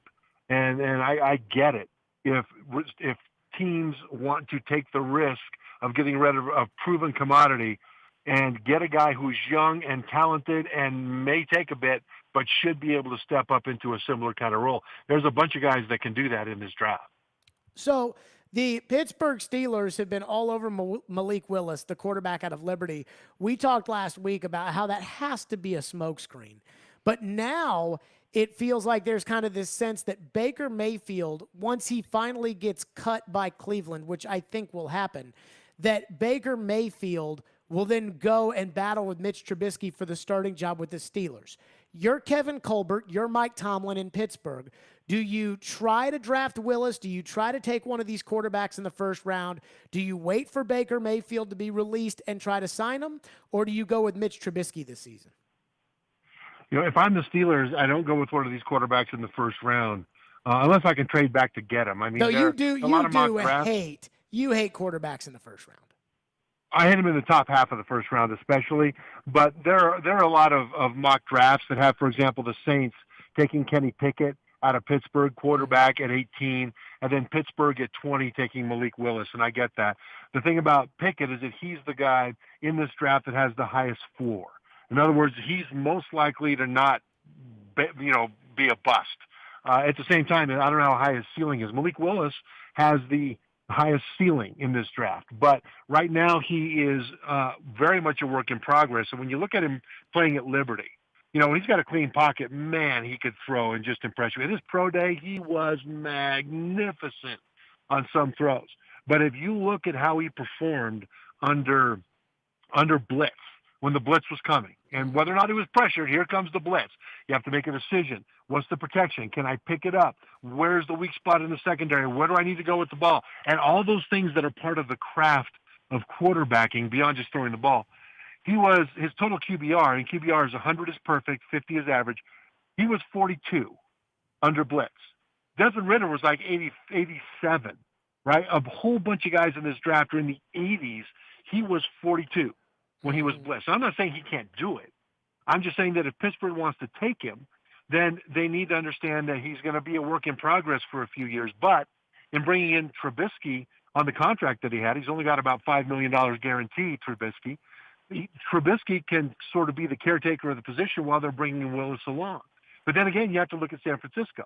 They brought in Trey Lance in the first round, gave up a lot to get him, He's from North Dakota State. He only had one full season as a starter. Everybody loved his arm strength, but he still is not ready to start. They can't get rid of Jimmy Garoppolo because Trey Lance still isn't ready. And Malik Willis is kind of like that guy. So if I'm the Steelers, if I think Willis can develop within a couple of years in Trubisky's tenure there, then yeah, I take him and try to develop him, but there's a lot of developing to do. If you were Carolina, because Matt Rule was hinting at the idea that he could go quarterback at 6 overall this year, do you wait for Baker, or do you try to acquire Baker? You know, they've already got Sam Darnold there. They said they're not interested in Baker. Or do you go quarterback? Because Carolina has swung and missed at every big quarterback so far. I've got some experience with Matt Rule, both at Temple and at Baylor, and he is very much an old school guy. And I don't think he would be very interested in a diva quarterback. Mm-hmm. Keep in mind that he was very eager to get rid of Cam Newton.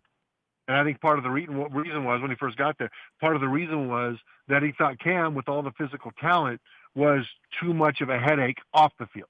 And so he let him go. Now, ironically, he's in so much trouble there right now. They're talking about the possibility of bringing Cam back, right? Mm-hmm. But that's how much trouble he is at quarterback. And because of that, he might bring in Baker Mayfield, but he would have to really hold his nose to do it, because Baker is a bit of a diva as well. At least that's his reputation. If he is going to take a quarterback, it should be Kenny Pickett, because he's the most NFL ready of all the quarterbacks in this draft. But I don't think Kenny Pickett's going to come in and elevate that team to a really high level right off the bat. Sure. I think he'll be an upgrade over what they've got, but he's not awesome. And so I'd be kind of surprised if they draft a quarterback at, what are they, at 6? Mm-hmm. They're pretty high in the draft, 6 or 8, yeah. What do you think about the Falcons playing? Trevor Maddich with us, presented by Houston Clinic Orthopedics, when experience matters. What do you think about the Falcons rolling with Marcus, what is essentially a 1-year deal? As of right now, Mariota's their quarterback, but it doesn't feel like anybody looks at him as a long-term solution. Do you think the Falcons are looking quarterback in this draft? And are there enough quarterbacks for all these teams to go around? Yeah, I'm not one that's thinking that too many teams are going to take risks on this group of quarterbacks. I mean, a lot of people think 4 quarterbacks might go in the first round. If they do, I think most of them will be way back near the bottom of the first round. Mm-hmm. I think it's more likely that guys like Ritter and those guys will end up going in the second round. And so I think there'll be some options to take guys, a little bit later than normally you would have to. I think Mariota is going to be okay in this offense. I think with the experiences that he's got, he's a guy that is not a knucklehead, right? He's going to work hard. He's got talent. He just needs to get into a situation where he can get things done, and that's a good situation for him from a standpoint of the coach treating him the way he needs to be treated and structuring the game plan the way it needs to be structured. He's probably not the long-term future there. That's why they didn't sign him to a long-term deal. At the same time, bringing him in, I think, gives the Falcons some options. And really getting rid of Matt Ryan and what that'll do later on in solving some salary cap problems will help them as well. But I think right now the Falcons are not in a position to even begin to think that they're close to winning, playoff games and making a run at the Super Bowl. They're in a longer-term, multi-year rebuilding program, and a veteran like Marcus Mariota is the kind of guy that can kind of keep the ship steady while they're building up the rest of the roster, which right now has all kinds of problems. Trevor Maddich, ESPN college football analyst, joins us every Tuesday, presented by Houston Clinic Orthopedics, when experience matters. Trev, appreciate it, bud.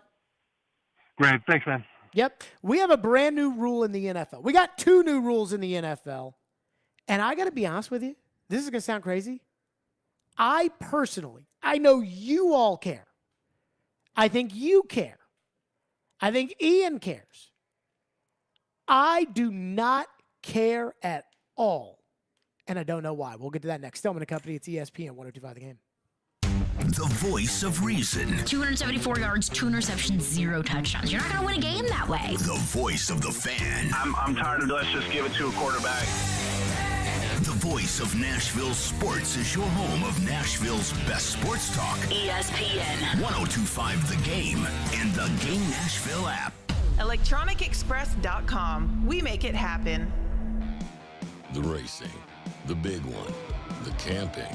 It's all just bigger at Talladega. And with a doubleheader on Saturday and the premiere of the next-gen cars on Sunday, it's just going to keep getting bigger and bigger and bigger. NASCAR's biggest and baddest track is back. the Talladega Nascar weekend, April 23rd through the 24th. Get your tickets now at TalladagaSuperspeedway.com. Houston Clinic Orthopedics at Tristar Hendersonville Medical Clinic offers world-class orthopedic care. The doctors at this location specialize in hand, knee, shoulder, hip, foot, ankle, and spine, and general orthopedics. They accept walk-in and same-day appointments. Get back to enjoying life. Schedule your appointment online at tn.houston.com or just walk in to Houston Clinic Orthopedics at Tristar Hendersonville Medical Clinic. When experience matters, trust Houston Clinic Orthopedics.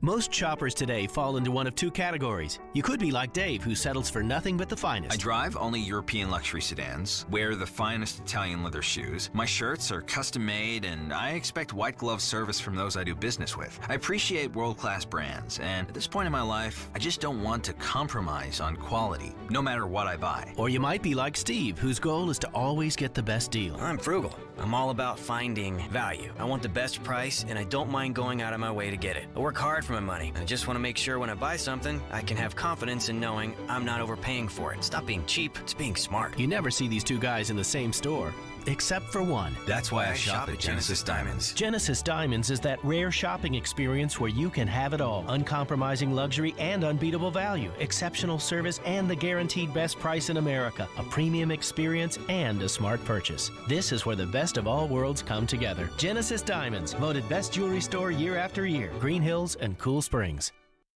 312 Pizza Company is Nashville's authentic Chicago pizzeria, and they're now hiring. Work for a family-owned business and be a part of their incredible team. 312 Pizza Company is hiring for all positions, including host, waitstaff, bartenders, cooks, and more. 312 Pizza Company offers health insurance and paid time off to full-time employees. Contact Kimberly at 615-730-7888 or email at contact@312pizzaco.com. 312 is an equal opportunity employer. The 2022 Major League Soccer season is officially here, and Nashville SC's new home, Geodis Park, is nearly complete. Don't miss Nashville SC's home opener May 1st. Secure your season tickets now. Come on and grab a seat at NashvilleSC.com/22ticks. From the Hillside Medical Game Studios, WPRT-FM Pegram, WPUC HD2 Laverne, broadcasting 97.5 Murfreesboro, 106.3 Williamson County. ESPN 102.5 The Game and the Game Nashville app. A Cromwell Media Station. Live from the Game Nashville studios, it's Stillman and Company. Delivered by Tristar Moving. Tristar Movers with 5-star service. With Jared Stillman on Nashville's best sports talk. ESPN 102.5 The Game and the Game Nashville app. Stillman and Company is delivered by Tristar Moving, ESPN 102.5 The Game, streaming live on Twitter, Twitch, YouTube, and Facebook Live. Thanks to the law offices of Amanda Gentry. Live today from the Hillside Medical Game Studios at Bridgestone Arena. Preds tonight, pregame in an hour against the Ottawa Senators, who, by the way, stink. That is coming up. Predators need to just knock them out. Just smoke them. We'll see. Again, we'll see. We'll see. But there is a new rule in the NFL. There are two new rules in the NFL. We will get to both of them. The first new rule is the one that I am sure everybody cares about, which is the change in overtime. We will call this the Josh Allen rule, but I would like to call this the boo-hoo crybaby rule, which is we did get the ball. And so in this instance, the Buffalo Bills last year, who didn't get the ball in overtime, even though they could have stopped Kansas City with 13 seconds to go and did not, or they could have stopped Kansas City in overtime or held them to a field goal. The new rule now is both teams get the ball in overtime, the end. And if they don't score after both teams get the ball, then it's sudden death. So knock yourself out. This is only for the playoffs. Now, the Titans had a proposal that was if a team got the ball, scored a touchdown, they could win the game by going for two. The Titans have pulled back that proposal. That was a Vrabel rule. I actually like it because it kind of requires you to play a little bit of defense. But I know this. I know the fans care about this overtime rule. And I think most of them probably like it. Do you care about the overtime rule being changed? Yeah, because I like it. Because I've been a proponent for both teams getting the ball in overtime because hold that thought. Ian, do you care about it? The overtime rule? Yes. Not really. I don't care. It's like, why? All right, tell me what the rule is. Both team gets the ball? In the playoffs, All both right. teams get the ball. Ready? Break. All right, so now I know that when the Titans get into the playoffs, that if they get into overtime, then they'll get a crack at it with the ball. Fine. Okay. Deep down inside, like, I don't like it because I think it rewards complaining, which is what this did. No. And it underscores defense, which I think this does. No. Like, what's wrong with playing defense for 4 quarters? What do you always call the NFL? A socialist society. Sure. Everything is equal. Sure. The best team gets the worst draw. So this is exactly what it is. Both teams get an opportunity to get the ball in overtime. Yeah, but now you get an advantage. Now everyone's going to defer. Yes. Because they're going to Because want they don't want to have you. to answer. They're going to want to stop you, and then they just want to go down, kick a field goal, win the game. Right. That's what's going to happen. So now you've given the advantage to the team that loses the toss, or you've given the advantage to the team that wins the toss, And then albeit not defers. as much. Mm-hmm. But there's no way of doing it that's fair. And so But I think this is the fairest way possible. Sure. But I think it just rewards complaining. That's all I think it does. I don't think so at all. If you want to do overtime this way, and I think this is how the fans want to do overtime, then knock yourself out. I'm not sure I care that much. Now, if they change like a rule and they made it stupid, like if they really went out there and did something stupid, then I would care. Like I was really bothered a couple years ago with the whole pass interference review thing. Yeah, that was dumb. So I was bothered by the fact that they didn't throw the flag in the Rams-Saints game. You and me both. And then I was bothered by the fact that I was happy when they decided to make it reviewable. I think there's too many pass interferences that are missed on both sides, both ways through the game. It's kind of like the block charge in basketball. Mm-hmm. There's just a lot that's missed. And so I thought that, okay, pass interference means so much. It's the same as a turnover. It's the same as a big play. It's big. Let's make it reviewable. But let's make it reviewable like in the last 2 minutes, or let's make it reviewable so we're not reviewing everything. Mm-hmm. But then the way that they adjudicated it, where the brotherhood, the referee brotherhood, like so went against it and turned their backs to it, just, whatever, I thought was embarrassing to football. Like, I mean, I thought it really it diminished the integrity of the game. But they bitched about it enough by not overturning calls because, God forbid that they, impact the game by calling out the brotherhood. So they did their kind of subtle bitching.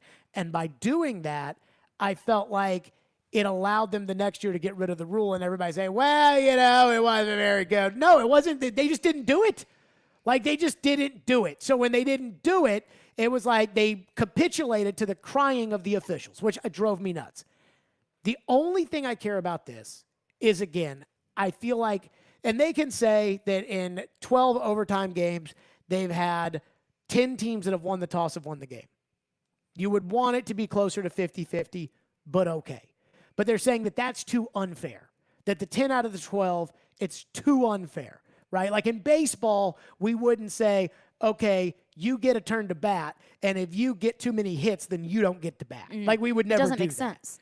But what bothers me is, again, I think this is a total capitulation to the crybaby society that cried when the Chiefs didn't get the ball in the AFC Championship game and didn't stop Tom Brady, and didn't cry when Buffalo didn't get the ball because they couldn't stop Patrick Mahomes. And there is a part of me that's like, go play defense.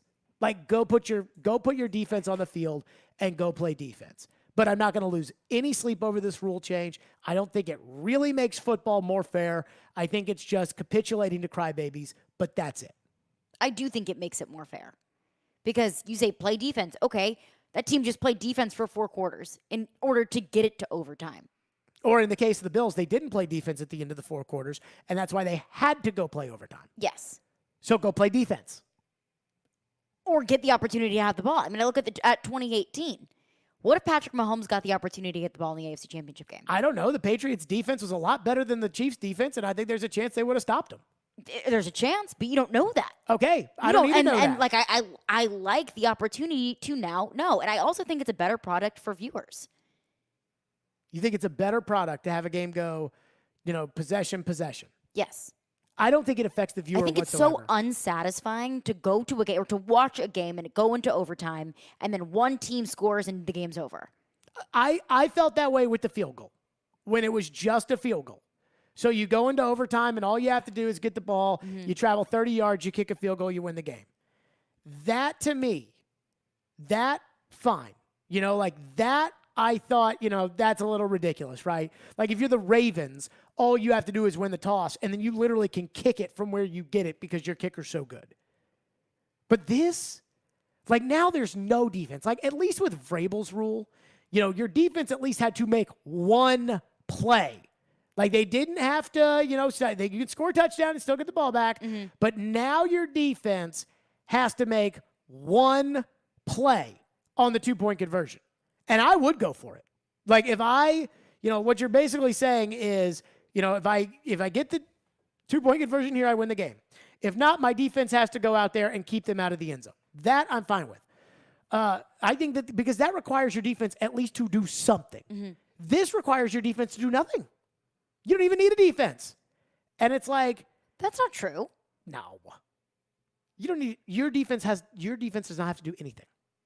Okay, well, what about stopping a 2-point conversion? Because I mean, that's absolutely going to come into play here. Okay, so you think the first team is going to go for 2? Well, if the first team doesn't go for 2, then the second team probably will try to go for 2. That's my point. You don't have to play defense. Lose the game. That's my point. You don't have to play defense. So you can allow or a if you touchdown. don't want to go for 2. So you can allow a touchdown, get the ball, score, go for 2, and you now didn't have to play a second of defense. You played defense for 4 quarters. No, you didn't. Yes, you did. That's what got you there. The Buffalo Bills did not play defense in that game. Defense was not rewarded. Like that was, and this is what pisses me off about that game being what does it. Like the Rams-Saints game, I thought was where that game should be allowed to usher in a rule change. Like that was such an egregiously awful call. And the referees were so helpless with their thumbs stuck halfway up their rear ends and their heads just as far that I was like, okay, that I get. But what bothers me to no end is Buffalo had the number 1 defense in the NFL. We're changing this rule because of one game. If Buffalo's defense gets a stop with 13 seconds to go, the rule's the same. So we're only changing it because of this one game. That's not true. It is, though. If Buffalo stops them with 13 seconds to go in regulation, the rule does not change. Well, this isn't the only instance where a team has been screwed because of overtime. Maybe this has brought it back up. I don't think Buffalo was screwed. Buffalo had the number 1 defense in the NFL. If Buffalo stops them for 13 seconds, all they have to do is not allow. What was it? Was it a field goal they needed? Just keep them out of field goal range for 13 seconds. You got the number 1 defense in the league. Can't do that. Then they get the ball. They march all the way down the field. Can't stop them. Touchdown. You can't. You lose. Fine. You deserve to lose. And it's not that they played defense for 4 quarters because they stopped playing defense in the 4th quarter. And so we're just taking defense. Nobody cares about defense anymore, which is fine. But I just think that it's so reactive. And again, all it is capitulating to, well, they didn't get the ball, and we should have had the ball. I just don't think that the previous rule made sense. Why? Because you score and the game's over. So the reason the That's NFL just does not fair. And here's what it's not fair. It's not. Oh my God, it's not fair. It's not fair. Mind you that a week later, Cincinnati. You get the ball for all 4 quarters. You have to play defense the entire game, and if you give up a touchdown, you lose. That's not how the game is played. Yes, it is. No, it's not. Yes, it is. One team does not get the ball for all 4 quarters. If you don't play defense, you suck. And I like it that way. Okay, well, how do you get to overtime? But by letting the other team move right down the field and score with 13 seconds to go like Buffalo did with the number 1 defense in the league, which was embarrassing. It was embarrassing. And again, if this hadn't happened, and I believe this, if that game hadn't happened, we wouldn't have changed the rule.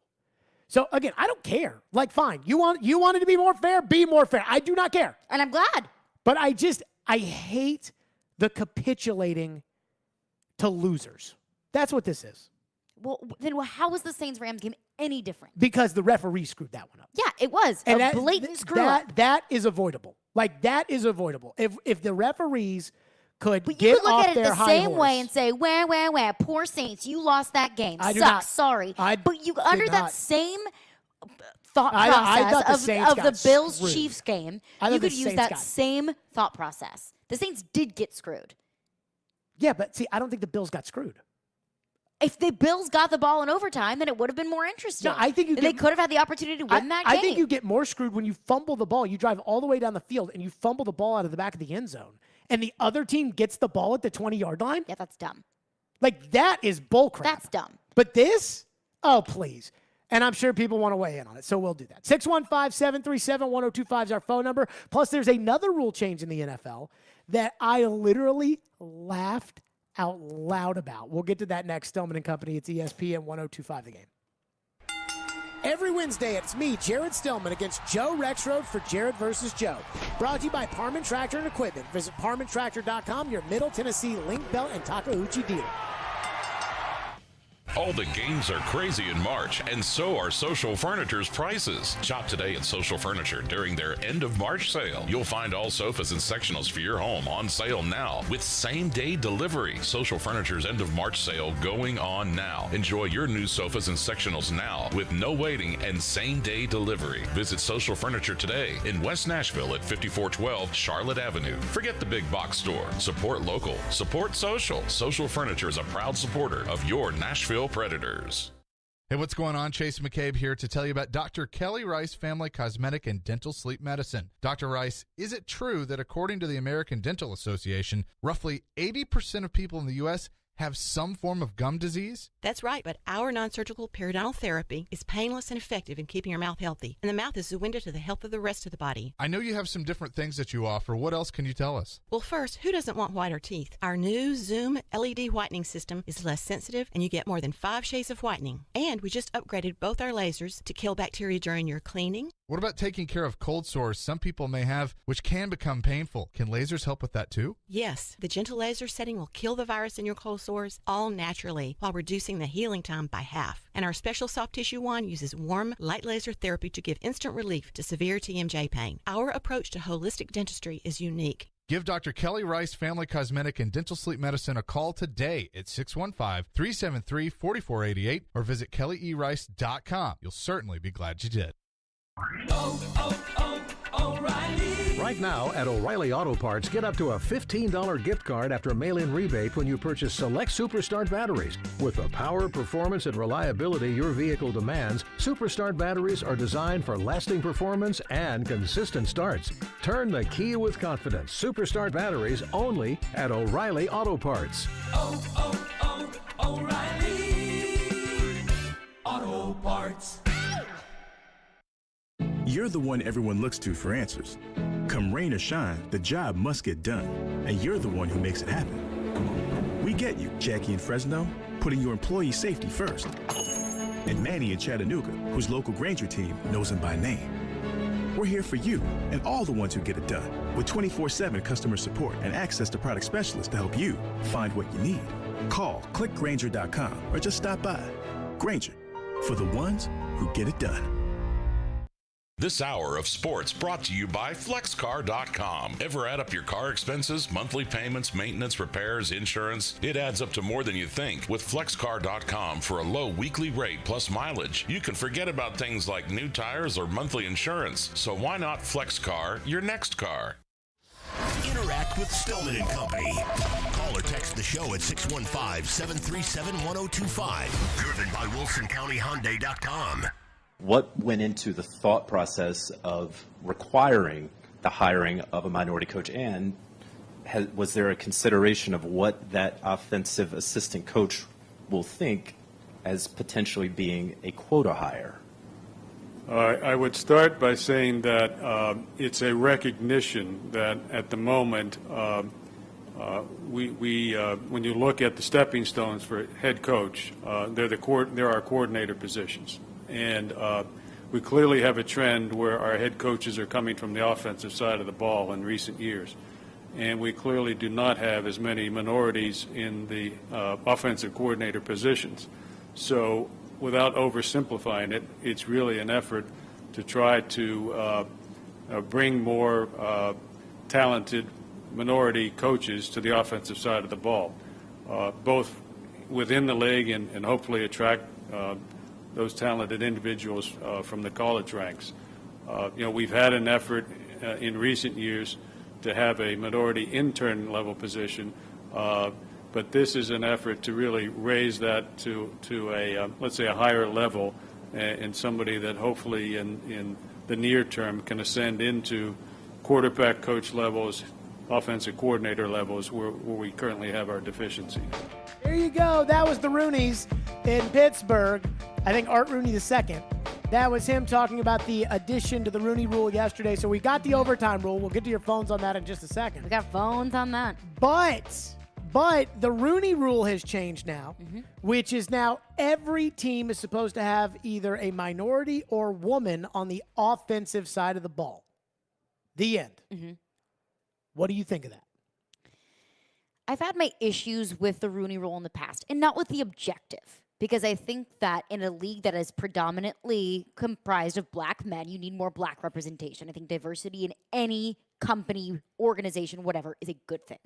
But my problem with the Rooney Rule in the past was, you just have to interview one. So that's just a box you got to check. Whether you want to hire Eric Bieniemy or not, you can just interview him and say, we did our due diligence, even though they were going to hire a white coach all along. So that was my problem with it.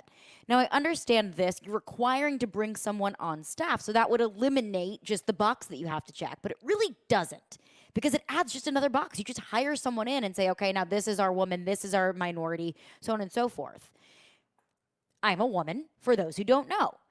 If I would get hired to an NFL offensive coaching staff just simply because I'm a woman, I would feel, and I'm sure a lot of the people that I worked with would feel, this is someone that they hired because you got it, because there's a rule. And I don't think that necessarily solves the problem that the NFL is looking at. Yes, it would bring more women and minorities into the league, but would it really? Would it really bring in qualified people who are contributing to a team, or is it just another box to check? I understand that this is an incredibly difficult thing that the NFL has to maneuver of getting more minorities and women. You have to do it some way or another. And requiring it, I don't think necessarily solves that problem. I think it just introduces more animosity. In my opinion, the best way for the NFL to go about it is rewarding teams who bring in minorities and women onto their coaching staff. They do. But not requiring it. Right, but that's what they do now. But now they're requiring it. Okay, Ian, what do you think of it? I mean, I guess I understand where Caroline's coming from there. Will that person really feel like they earned that spot? Would that hurt any type of camaraderie within the staff? But if it can lead to any positive change, I guess I'm for it. Do you guys know how many teams right now in the NFL do not qualify under this guideline right now in the NFL? I don't know. Ian? Probably 0. 0. Every team already qualifies for this. It's bullcrap. It's a total joke. We're trying, see? I know Brian Flores sued us, but see, we're trying because we have this new rule. You're already doing it. The Titans have 2 by my count, and I don't know about the assistant coaches because it's like the assistant wide receivers coach, but wide receivers coach Rob Moore, running backs coach Tony Dews. Titans are set. So every team in the league is already in compliance with this new rule. Then at the end of the day, it's just something for the NFL to say, look. That's exactly what it is. I mean, dumb. So that's why I let you guys talk first, because I was like, I want to know what you guys think of this new rule. Like, ha, ha, ha, ha, ha, ha, the new Rooney Rule that will solve all the problems in the NFL already doesn't do anything because every team already complies with the Rooney Rule. Ha, ha, ha. Well, the new Rooney Rule. Yeah, I mean, here's what they got to do. And people are going to flip. If you hire a minority coordinator, you get a second-round pick. And that's what I'm saying. Reward the teams with if minority. If you hire a minority head coach, you get 2 first-round picks. Whoa. I mean, it's got to be extreme to make somebody do it. Because is your coach worth 2 first-round picks? Now, Robert Kraft says the best trade he ever made was 2 first-round picks for Bill Belichick. But, I mean, right now, that's 2 first-round picks. I'll tell you what, you do that, you'll see a lot of black head coaches. Yes. Well, isn't that the goal? And that's a good thing, and that's the goal. That's the goal. And so you're rewarding somebody for doing the right thing. But is it the right thing if they're hiring a black head coach just to get 2 first-round picks? Some people would tell you yes. Some people would tell you no. I am not that person. So I'll just say, if you really want to change, this is what you have to do. That's what I believe. I mean, the 49ers have all these extra third-round picks because they lost their minority defensive coordinator to be the head coach of the Jets. They have an extra third-round pick because they lost their minority. They had a minority executive who went to go somewhere else. And so they're getting all these picks for this. And I'm sitting there looking at it like, yo, those are some picks now. Yeah. Like, I'd like some of these players. All right, back to the overtime rule. 615-737-1025. But I just think that it's so inconsequential. It's such grandstanding. Adam in Portland. Phone line's driven by WilsonCountyHyundai.com. Go ahead, Adam. Yeah, it's actually, I'm kind of with you on it, Jared. I feel like it's super soft how they're approaching this. But my main concern is if you're going to make a change like that, why is it just for the playoffs? If it's important enough that you want to change the game, and because that's going to change the outcome of a game. Do you want the real reason why they're only doing it for the playoffs? I mean, you wouldn't want that to be your test bunny, would it? I mean, that's terrible. No, but do you know why they're doing it for the playoffs? No, I didn't. You asked why are they doing it for the playoffs. I appreciate your call, Adam. Do you know why they're doing it for the playoffs? Because it's only affected playoff games in the past. No, they're only doing it for the playoffs because they want the first games of a doubleheader to be over at a certain time. They do not want games. Floyd told me this, that at the NFL, they take it very seriously of how long these games last. So, like, for example, you know how, like, some people say they care about something, but they really don't? And then there are people that say they care about something, and they really do care about it. So, like, if you've got somebody, you know, who really cares about fitness, right?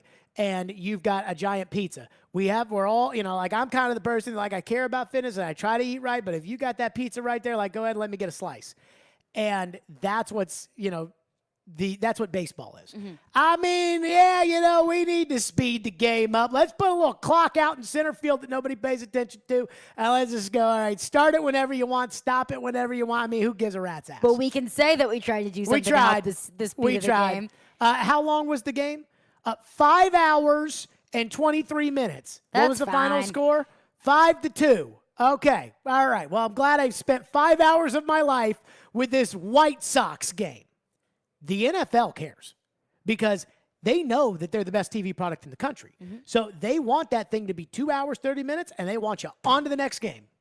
And so that's why they're not doing that. Remember, it used to be 15 minutes to a tie. Now it's 10. And they said it was for player safety. Okay. And these are the same people that are playing Thursday Night Football. Okay. Brandon is up next on Overtime. Thank you for calling. Go ahead, Brandon. Well, we've got our fix now for the rule, but why didn't they take a look at the coin flip and have instead of get rid of that and have some reason for one team to have the ball first, like it's the AFC Championship. Let's look at a head-to-head record, an AFC record, or something within the game. Yard nets. Brandon, I really do value you calling into the show, and I really do appreciate it. But I'm going to just go ahead and stop you right there because I find that call to be a little bonkers. And Chris Sanders will be on tomorrow at 2:45. Please take that up with him. I'm sure he would not like that. Our coin toss But, aficionado. I mean, does anybody have a problem with the coin toss? No. Andy, go ahead. Thank you for calling. Go ahead, Andy. Hey, yeah, I was calling about the overtime rule. First off, Caroline, go Tigers.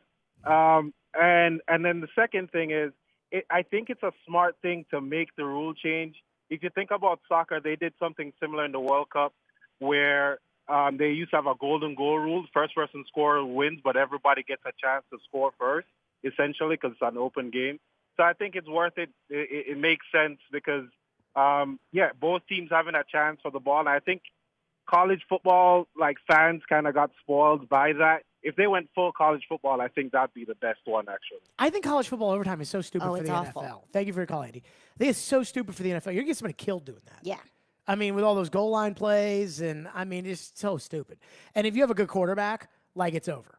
Like, if you have Joe Burrow and the other team has, I don't know, Ryan Tannehill, then, like, you lose. And it's just so stupid. Look, I don't think what they're doing is stupid to change the rule. I just don't like the fact that they capitulated to the crybabies like Caroline.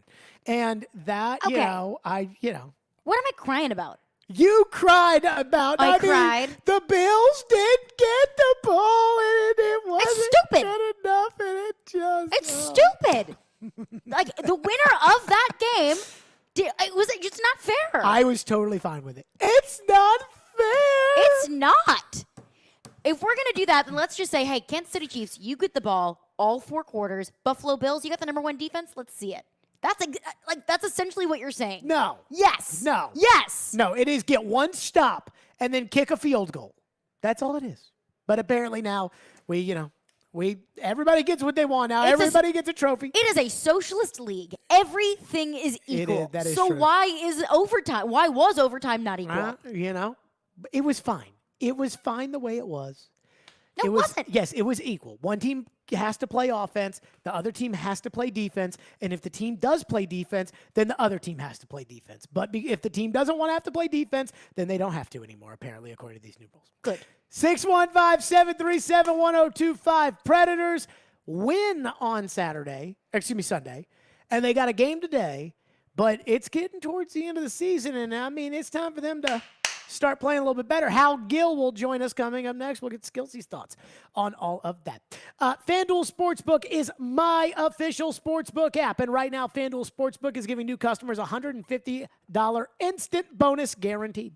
That's right. You'll get $150 in bonus site credit. All you have to do is place your first bet of $5 or more. How you bet the bracket is up to you. That's right. You can choose from the money line, totals, prop bets, and so much more. And I've already made some predictions, but I'm probably done making predictions. I'm going to predict Villanova. I just like the coach, so I'm going to predict Villanova. Join FanDuel today with promo code JGM, and then you can place your $5 bet to score $150 in bonus site credit guaranteed.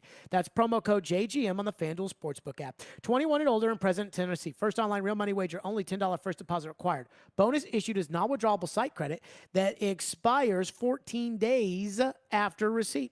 Restrictions apply. See full terms at sportsbook.fanduel.com. Gambling problem? Call the Tennessee Red Line. 1-800-889-9789. It's been a busy offseason for the Tennessee Titans. I think this is a one-year prove-it deal for Austin Hooper. Big move for the Titans. Robert Woods. He fits what they want to do. Harold Landry. I think he likes playing here. The Titans keep the cap number small. Landry got exactly what he wanted. Now the focus shifts to the draft. What needs do the two-tone Blues still have? Who can contribute right now? Keep it locked to Nashville's best sports talk. Talking Titans on ESPN 102.5 The Game and the Game Nashville app. Realizing Geico has over 85 years of experience saving folks money and providing great customer service is like realizing there's a crumb tray on the bottom of your toaster, and you don't have to keep turning the toaster upside down to clean it. How long has that been there? Hey, who needs some croutons? It's something that's been right there in front of you all along, like the dedicated Geico claims team available to you in the event of an accident to get you back on the road quickly, or realizing that baby carrots are just regular carrots that have been shaved down. I don't care. They're still cute. It's something you can't believe you never realized before. Like how Geico's 97% customer satisfaction rating means Geico is committed to providing the best service for their customers. Or how you can peel the top layer of tape off a lint roller and there's a fresh layer underneath. Marcy, wait till you hear about the lint roller. You mean how the handle is reusable? Wait, what? Trust. It's just one of the many reasons to switch to Geico. They're all right there in front of you. Hey, it's Mike from Newton Chevrolet Buick GMC. It's March, and you gotta ask yourself one question. Do you feel lucky? Well, do you? We hope you feel lucky, because we're handing out luck all month long in Newton. We have great deals in both our sales and service departments. We have deals on the cars, trucks, and SUVs you've been looking for. That's not all. We're gonna give you top dollar for your trade, and we're going to give you a great deal on your next car. Essentially, save you money and make you money at the same time. Thomas Jefferson once said, "I'm a great believer in luck, and I find the harder I work, the more of it I have." Well, at Newton, we're here ready to work hard for you to see if we're lucky enough to earn your business. Your luck can begin at home by starting your deal with Newton FastPass. Don't wait. Find your luck at NewtonChevroletBuickGMC.com. See website for details. No shame for the lame disclaim. Race fans, it's time to fire up the engines at everyone's favorite local track, the Fairgrounds Speedway. Opening night is April 2nd. Nashville will celebrate 118 years of auto racing at the fairgrounds with the pro late models, limited late models, street stock, pure stock, legends, and bandoleros. Get your tickets today at NashvilleFairgroundsSpeedway.racing and be there to kick off the 118th year at Nashville's legendary track. It's opening night at the Fairgrounds Speedway. Coming up April 2nd. Get your tickets today. This is Claudia's O'Reilly Auto Parts story. I had just moved to a new city and barely even knew where the grocery store was yet. When my car wouldn't start one morning, I didn't know who to ask about local shops. But I remembered a name from back home, O'Reilly Auto Parts. I called and they pointed me to a great mechanic just down the street. Now I feel a little more at home. O'Reilly Auto Parts.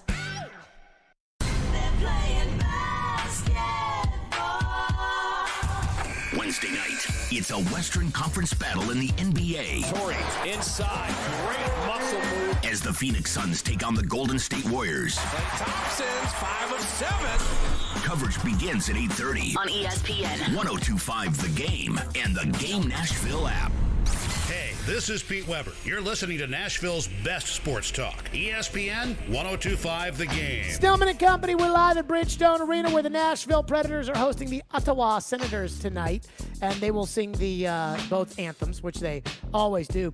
Join us for Smashville Live tomorrow on 102.5 The Game. Smashville Live airs on Wednesdays during the Preds season from 6 to 7, featuring Preds players, former players, and other special guests. You can watch the show via 102.5 The Game's Twitch, Facebook, YouTube, and Twitter. Be sure to join Smashville Live all season long.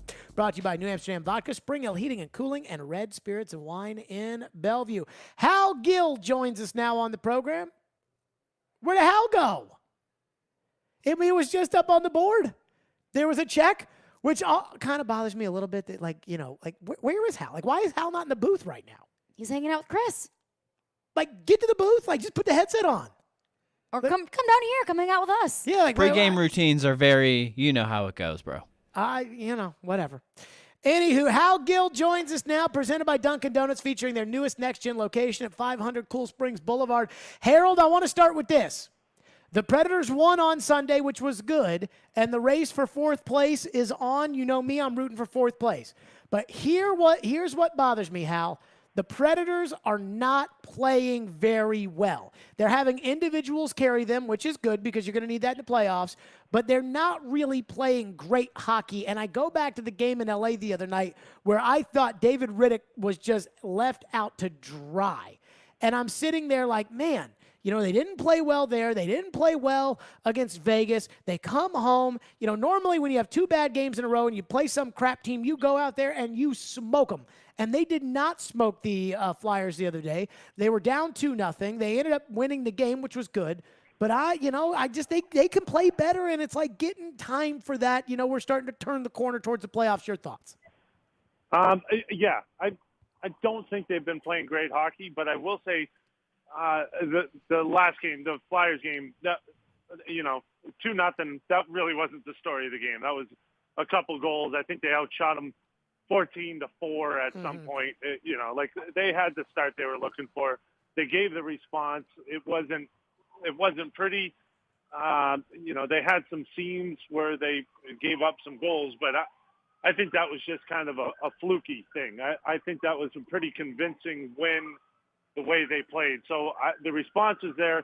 Can they play better? Yeah, absolutely. I think that's got to be a point of emphasis down the stretch, especially is they need to lock it down defensively. If you want to win in the playoffs, sorry, someone's banged up on Broadway, so we're getting some ambulance traffic here. I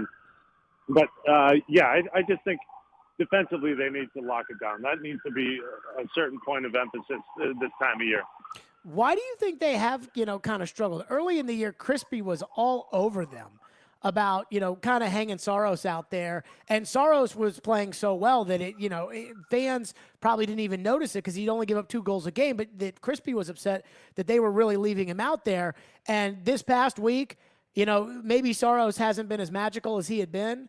But I mean, like David Riddick the other night in LA. I mean, poor guy. Like, I felt bad for him. You're right. They're not locking it down defensively. Is it the additional Lozon? Is it the lack of Benning and Borowiecki together in the lineup? Is it the guys like, Fabro and Carrier who have played okay, not playing great? What do you make of it?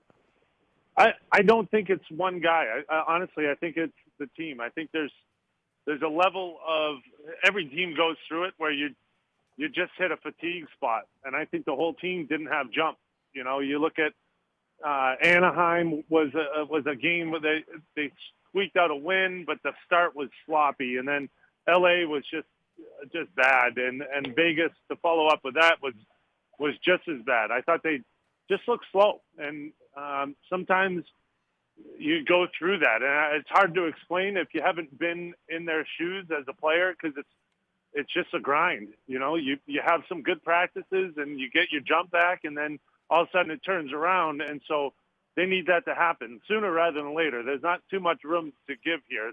You need to get wins. So, I don't think it's one or two individual players. I think it's the whole team that has looked sluggish. So I call that a little team fatigue, but you got to fight through that and find a way to win games, because the last thing you want is that Vegas game to leave the door open for Vegas and to lose 2 points to them. That could haunt you down the stretch. So you can't have too many more of those games where you're playing a team you're fighting with and losing those points. So, it could be as simple as getting in a room together and knocking it out. It could be one practice where you feel like, okay, we got jump back, or, whatever it is. There's a tipping point that they need to hit where they can get that jump consistently. Hal Gill's our guest. How dialed in do you think the players are this time of year? Because, I think the Predators are going to make the playoffs, and I think they're going to have a shot against anybody they play other than Colorado. And they can go as far. They can get knocked out in the first round. They can get to the Western Conference Final. If somebody knocks out Colorado, they could probably go to the Stanley Cup Final. I think they know that too. We saw a couple years ago, they were freaking dialed in every game because they wanted the President's Trophy. It just I wonder how dialed in the players are, because they do have somewhat of a comfortable spot in the playoffs no matter what. Yeah, the fun part is getting in there, and anything can happen, but you got to make it. You got to get there. I think they're built for the playoffs. I think, if you put a healthy D-core out there, you have that physicality, you have the tough guys, you have the skill, you got guys that are going to make plays and defend well, and you look at, really, I think 4 lines that have played pretty well, and you have guys that are scoring goals with Duchesne and Forsberg on tears. So you're going to get point production, but you also have the big guys that are going to be heavy on the forecheck. So I think they have everything they need to win games. Now they just got to make sure that they get there.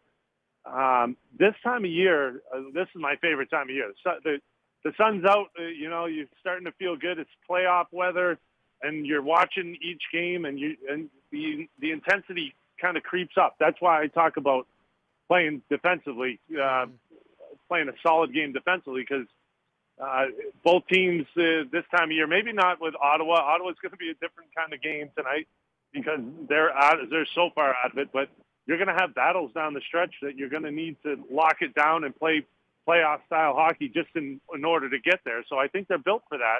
They just have to prove it. Hal, you know what you're built for? You're built for a trip to Dunkin' every day, whether it's the afternoon pick-me-up, whether it's the morning getting going. I got to tell you, I'm a Dunkin' fan. Hal, tell us about Dunkin'. I'm from Boston. So Boston's been part of my life since I was a kid. You know what that is? That's you. Don't get a Dunks. That's you basically being like, well, I know more about Dunkin' than all you because I'm from Boston. Jared, you can tell me about Dunkin', but I live it, man. I've lived it for a long time. But yeah, it's pretty awesome that Dunks is down here. You talked about 500 Cool Springs. There's also 1645 West Main Street in Lebanon. Over by me in Harding Pike, I got my Dunks. I'm hitting, and I'm getting iced coffees now because I talked about it. The springtime, getting an iced coffee, coming to the rink, you can't beat that. So lots of other options there. A lot of people don't know you can get some of the best egg sandwiches, sausage, egg, and cheese, top notch at Dunkin'. They got, of course, donuts, all the treats you could ask for. Get the omelet bites with bacon and cheddar. Lots of options for you, but you definitely need to go out and treat yourself and get your dunks. There you go. Hal Gill presented by Dunkin' and their newest next-gen location at 500 Cool Springs Boulevard. Hal, we will talk next week, brother. Have a good one. Let's go get a win tonight. There you go. Cheers, we're putting you in charge of it. Hal Gill joining us on the program. And I got to say, every time, so I live not close to the one on Harding Pike, but I live, like, close enough. Mm-hmm. So, like, every now and then, like, honestly, I'll wake up in the morning and I'll want, like, a bagel sandwich, but I don't want to, like, go inside somewhere. Their bagel sandwiches are good. And shockingly, like, Green Hills, where I live, doesn't have, like, a lot of places that have, like, bagel sandwiches. Mm-hmm. So I just get in the car and I go right over to that Dunkin' and I get a bagel sandwich right there at Dunkin'. And every time I go through there now, I'm like, freaking Hal. Every time. I feel like I'm supporting Hal. There's one when I go to Dunkin'. It drives me crazy. There's a lady who works at that one, too, who's just the nicest person ever. I don't know her name. But So we all go to the very same kind. Dunkin' is what we're saying. Mm-hmm. It's like a gym. Yes. Yeah. Yep. 615-737-1025. We'll get back to your phones on Caroline's boo-hoo overtime rule. Oh, whatever. And and we'll get into that at Predators Game Day. It's next. Stillman and Company, ESPN 1025 The Game. From Fox 17 News, this is a Code Red weather alert. Severe storms look likely for Wednesday afternoon and into the evening, mainly after 4 p.m. All modes of severe weather appear possible, especially damaging straight-line winds. For Fox 17, I'm Chief Meteorologist Katie Morgan. This weather report brought to you by Hiller Plumbing, Heating, Cooling, and Electrical. Call the Happy Face Truck today. Trying to find a new home right now is next to impossible. Very little inventory, prices are crazy high, rates are moving up. Here's a better idea. Let my friends at Loan Pronto refinance your current home, turn all that equity you have into cash, and totally transform your house. A new kitchen, new bathroom, a pool. Think about it. Your home value is up. Instead of wasting all that on an overpriced new house, convert that equity into cash for a home makeover. One local couple did it and got $200,000 out. They added new hardwoods, an outdoor living space, a swimming pool with spa and all new cabinets and appliances, plus a home office. Now they have their dream home, and they never had to move. Call Loan Pronto. Ask about their home improvement refi. Give your home a total makeover and do it now. You can even skip your next house payment in the process. Call now, 615-499-5780. That's 615-499-5780 or loanpronto.com. 615-499-5780. Equal housing lender. NMLS 166-1781. Subject to lender approval. Parman Tractor and Equipment is your one-stop tractor and equipment solution. And Middle Tennessee's Link Belt and Takeuchi dealer. Rent or purchase a track loader, mini excavator, large excavators for your job site, or something in between. Parman is now hiring and seeking qualified candidates for construction equipment truck drivers, service technicians, and more. Apply at parmantractor.com or call 615-865-7800. Come be an employee owner with the Parman team, your Middle Tennessee Link Belt and Takeuchi dealer. Winter's a bad time for your furnace to go out, but it's never a bad time to call Lee Company. Our heating and air conditioning pros are available 24/7. No heat? Don't wait. Call Lee Company now at 615-567-1000. Our expert technicians will diagnose the issue and fix it right the first time. When you're cold, you need someone you can count on to bring the heat. Call Lee Company now at 615-567-1000 or visit leecompany.com. Come float at Float Horizon in East Nashville. Come float to relax, recharge, renew. Float to boost your mood and enjoy a pleasant afterglow that lasts for days. Float to escape or meditate. And come float for half off with Nashville's best deal of the week. Experience a 60-minute float session for just $39.50. Go to thegamenashville.com/deals to get your float on today. Lay back and experience the wonders of true relaxation at Float Horizon at 1012 Russell Street in Nashville and floathorizon.com. Sometimes their glass is half full. That was unbelievable. It was the best NFL draft they've ever had. Sometimes glass half empty. What are we getting ourselves into here? Tough game. And sometimes it's all about the numbers. One win, and they've gone on this streak, and now they're at 500. Hang out with Darren, Donick, and Chase from 10 to 2 during your workday. Presented by Curacion CBD on Nashville's best sports talk. ESPN 1025 The Game and the Game Nashville app. Watch live on Twitter, Twitch, and YouTube. Stillman and Company is on. Delivered by Tristar Moving. Ian Rappaport is reporting live from the league meetings that proposal number 1 was amended. Both teams are now guaranteed a possession in overtime, but it's now postseason only. It was approved per source. So there was 3 different options going. The Eagles and the Colts proposal has passed, and it's permanent. Both teams guaranteed a possession in overtime, postseason only. Okay, there was another option where the Titans pitched that if the team that receives the kickoff scores a touchdown, they must also score a 2-point conversion to win it outright without the chance of the other team getting the ball. Now it's both teams are guaranteed a possession. Darius Butler, who played defense in the NFL, probably feels the exact same way as every other defensive-minded human I've ever talked to that has been associated with the NFL. There you go, Pat McAfee today. And you notice the Titans' proposal. The Titans never propose rule changes. Theirs was if you score a touchdown and go for 2, you win the game. And that, I think, is Vrabel, defensive guy, saying at some point you got to stop somebody. And the Titans withdrew their proposal because they knew it wasn't going to pass. Because the owners. But you can still use the 2-point conversion. So all the crying after the Buffalo Bills didn't get the football. Caroline has boo-hooed to the moon. I've been today, crying all like a season wolf. long about it. Like a wolf. I have been so distraught. My eyes have been puffy for how much I've been crying. No. You've been like most of America. You did not care. And then that one playoff game happened. No, that's not true. And then 3 years later, another playoff game happened. And you stopped caring in between the 2 playoff games. And then the second playoff game happened. And then we honestly didn't even talk about it because we were complaining too much about Tannehill to be able to do that at that point in time because Tannehill had lost in the Bengals game. That's not true. That's not true. I think the rule at its core, no matter what happens with any sort of playoff game, no matter if the Chiefs and Bills game never happened. I know it, like, in terms of the NFL, the rule probably wouldn't have been changed, but the Chiefs-Bills game did not change my mind on the fact that I thought NFL overtime was stupid.